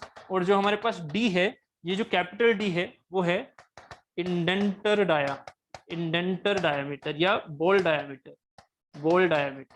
जबकि ये जो स्मॉल डी है that is the indentation diameter. ये जो चीज पढ़ के आ रही है, जो ये मैंने आपको इस कलर से दिखाया था, दिस इज द इंडेंटेशन। तो इस इंडेंटेशन का डायामीटर क्या है? इस इंडेंटेशन का डायामीटर क्या है? That is the small D. क्योंकि ऊपर से देखोगे तो ये स्फेरिकल ऐसे दिखेगा ना, ये हाफ सर्किल बना है, तो हाफ सर्किल ये ये एक तरह से हेमिस्फेरिकल चीज बनी है, तो हेमिस्फेरिकल ऊपर से देखोगे ऐसा बनेगा, तो ये क्या है? मेरा स्मॉल डी। ठीक है, ये चीज मेरी है स्मॉल डी, ऊपर से जब देख रहे हैं। ठीक है, तो ये था हमारे पास BHN। यहाँ से हार्डनेस की डेफिनेशन आप देख सकते हैं। Hardness is the resistance to the scratch, abrasion और इंडेंटेशन। एब्रेजन बेसिकली होता है घिसाव, ठीक है, कि जो छोटे छोटे पार्टिकल्स एक दूसरे के ऊपर जब रगड़ते हैं। तो स्क्रैच, एब्रेजन और indentation, there are two methods of hardness measurement. एक होता है स्क्रैच हार्डनेस, जो अगर आप स्क्रैच लगा रहे हो। इंडेंटेशन होता है एकदम मार्किंग करना, स्क्रैच लगाना होता है अलग चीज। तो स्क्रैच हार्डनेस के लिए हमारे पास मोहर टेस्ट यूज किया जाता है, इसकी डिटेल आपके सिलेबस में नहीं है, ठीक है। इंडेंटेशन हार्डनेस यानी कि ये वाले जो मैंने हार्डनेस टेस्ट लिखे थे, that is the Brinell hardness method, Rockwell method, Vickers method and Knoop method. तो ब्रिनल हार्डनेस जनरली कभी कभी पूछ लिया जाता है, तो उसकी एनालिसिस मैंने आपको बता दी है। क्लियर, ठीक है। तो ये हुआ हमारा हार्डनेस का सेंस, ठीक है। हार्डनेस वाले सेंस के बारे में हमने बात कर ली, ठीक, ये हमने बात कर ली है, ठीक है। अब हमारे पास कॉन्सेप्ट आ जाता है जो हमारी बाकी प्रॉपर्टी है, that is the strain energy related property. Toughness, modulus of toughness, resilience, proof resilience, ठीक है। देन क्रीप बचेगा एंड फटीग बचेगा, ठीक है। तो ये जो चीजें हैं ये हम फिर नेक्स्ट क्लास में बात कर लेंगे, आज के लिए इतना ही रख देते हैं। यहाँ तक बताइए, कोई डाउट है तो प्लीज बताइए।